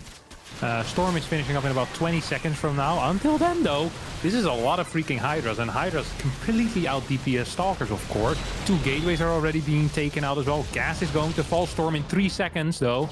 Do we have an energy recharge available? If there's energy, then the answer is yes. We're going to have 1 storm that hits nothing. We're going to have a 2nd storm. No, yes, also hits nothing. Oi. 1 storm remaining here, Wardy. Yeah. Can this be the storm that does it all? Yeah, that's a lot better. It's much better. Hits a lot of the Hydras, even some Ravagers. Zelt on the other side are putting work in as well. We already have some in the natural that leaked from the 4th base. Now the 3rd base is going to have a warp in of Zealots there as well. So Shin has to start dealing with this, which means he can't just fully focus across the map. And that gives Skillous the chance to put some more pressure on. One of those High Templars did get an overcharge. It seems like energy available again. Some more storms are ready to go. And Skillous currently looking like the hold is being made. And Shin was not in a great eco position beforehand. Losing a bunch of drones is obviously not helping him in that regard. Yeah. Yeah. Ooh, that's an aggressive blink in. A couple of battles are going to connect as a result. Storm comes down on top of those Hydras. Was this a good blink or was this a bad blink? I think the answer is this was a bad blink. He's going to lose all of his Templar here and a bunch of Stalkers as well. 2-2 is so close to being done as well. This was completely unnecessary, Wardy. Yep, just not needed in the slightest. Stasis Wards catching some units here may give Skillous the chance to continue trading actually with the last few units that remain. And he will do exactly that right now as you have to back away. If he's Zealot showing up, Shin's realizing he's going to have to run, which obviously giving up these units or trying to get away from these units gives up units in the stasis as well. That's where Skillous will be able to trade very well continuing. I mean, Shin's going to try and save them. Some Lings are going to start showing up. There's just not enough there. So unfortunately, these units are going to also get chased. And Shin is going to drop off in supply. And Skillous is looking as though he's going to take the big edge right now. A couple of Zealots on the other side at least going to get caught quickly, so Shin can stop that harassment from coming through. But I think it's fair to say that Skillous has seen, well, Shin, sorry, has seen some better days. Yeah. Yeah, Shin has seen significantly better days. He's down 2 upgrades. He's going to be down in supply soon. He has a tiny little run by here that's killing some workers, but the problem for Shin is that he just doesn't have that many units that actually can kill Stalkers. And he has 0 lurkers. He's not even on Hive yet. Zealot run by is going to achieve a lot of drone kills. And I think this is it. We're going to have a full day of 2-0s, Wardy. 5 times 2-0. And Protoss players going 6-0 today against Zerg. Yeah, Protoss plays Supreme, man. 2 Protoss going to advance out of this group and into those playoffs. So there we go. More Protoss advancing on through. Skillous takes a 2-0 over Shin. PVZ looking pretty darn good. And that's going to mean we have, what, like 3 Protoss players in the playoffs already? Yeah. Wow. That's more than we've seen in the past 3 years combined. Yeah, pretty much. Jeez. So we have 1 Terran, 1 Zerg, no, 2 Zergs, 2 Zergs, a Terran, and 3 Protoss. 3 Protoss, and then tomorrow's favorites will be Clem and Dark, but not a guarantee, of course. So it's going to be 3 Protoss, 3 Terrans, 3 Zerg, no, 2 Terrans, 3 Zergs. 2 Terrans, 3 Zergs, most If likely. the favorites advance, yes. Yeah. Yeah, that does sound pretty imbalanced. Pretty imbalanced. No, it's actually very balanced. Yeah. I was making a joke. Oh. Yeah. You know what? You're Should usually change so my voice. you're usually so funny. But this one was Yeah, so yeah, bad. So I it's just mediocre completely ones. missed. Yeah, Yeah. sorry. I understand okay. it. I get it now. I see. Yeah. Well, what do you have going on for the rest of the day? I'm gonna cast the OSC Championship. We have 5 more best of 5s. You have some good ones in there? Today is going to be Classic, Wayne. Okay, hang on, I'm finding them. Clem is playing too. Oh yeah, Clem plays the last series of the day. So it's Christiana versus Mendel VK, Wayne versus Classic. The winners of those against each other. On Mono versus Shameless, and the winner of that versus Clem. Wayne Classic's gonna be really good. Yeah, I think that's pretty fun. No, it's very good. Yeah, very good. Yeah. Nice. I think so. It's actually gonna be a very good time. Very Clem good time. against Shameless. That's not one that I would stay up for, but the Wayne Classic, hell yeah, I'd be there for it. Nice. All right. I think I'm done for now, though, Weirdo. All right, appreciate it, mate. I'll see you later. Yeah. I'll. Do you want me to raid you, or? If you want, go wild. Yeah. Okay. Nice. Yeah, but sometimes people don't want my viewers because they tend to misbehave a little bit. Your viewers are very well behaved. Yeah. Yeah. Yeah, it's because your channel is a complete mess as well, with people just constantly screaming at each other. Yeah. That's what it It's is. like compared to your viewers, my viewers are angels, but Yeah. in general, you know. Well, that's why I let my viewers run rampant, because I'm prepared for people like you hosting me. Gotcha. Yeah. All right. All right, really. I'll see you later. All right. I'll figure out the end thing. Yeah, for Yeah. sure. Please do that. All right. See you later, buddy. See you. Ciao. It works well, by the way, no? Yeah, no, this was very effective. It's very effective. Very effective. All right. See you in a bit. All right, ciao. Alright guys, so as you heard, we have got 5 best of 5s of Starcraft 2 still coming up. I just need a couple of minutes to set things up. It's not going to take long, just a couple of minutes. It's going to be a moment and get myself a drink and reset, stretch the legs quickly before we commit to more Starcraft 2. God, Hearthstone rates so fast, it's crazy. If you're watching on YouTube, what is going to happen is I'm going to make a new YouTube event for the second tournament of the day. So you can continue to watch on YouTube. I will set it up so that you should get pushed straight over to the new location. Yeah, you should get pushed straight over to the new location in just a few moments. So this stream will be going offline on YouTube, but you'll get pushed over to the new location pretty much straight away. So that should be good for you guys. I'm just getting it set up and everything.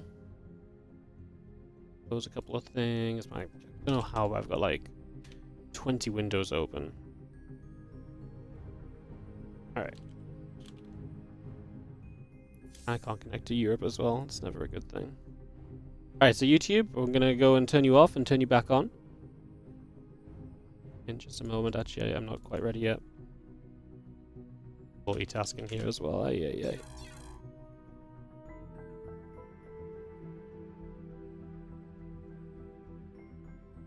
Oh, I don't know what I'm doing. For some reason, I'm trying to get the link for the new stream, but I don't need that to do what I'm about to do. So silly. Alright, save that. Alright, so YouTube, I'll see you guys on the new stream in a few moments.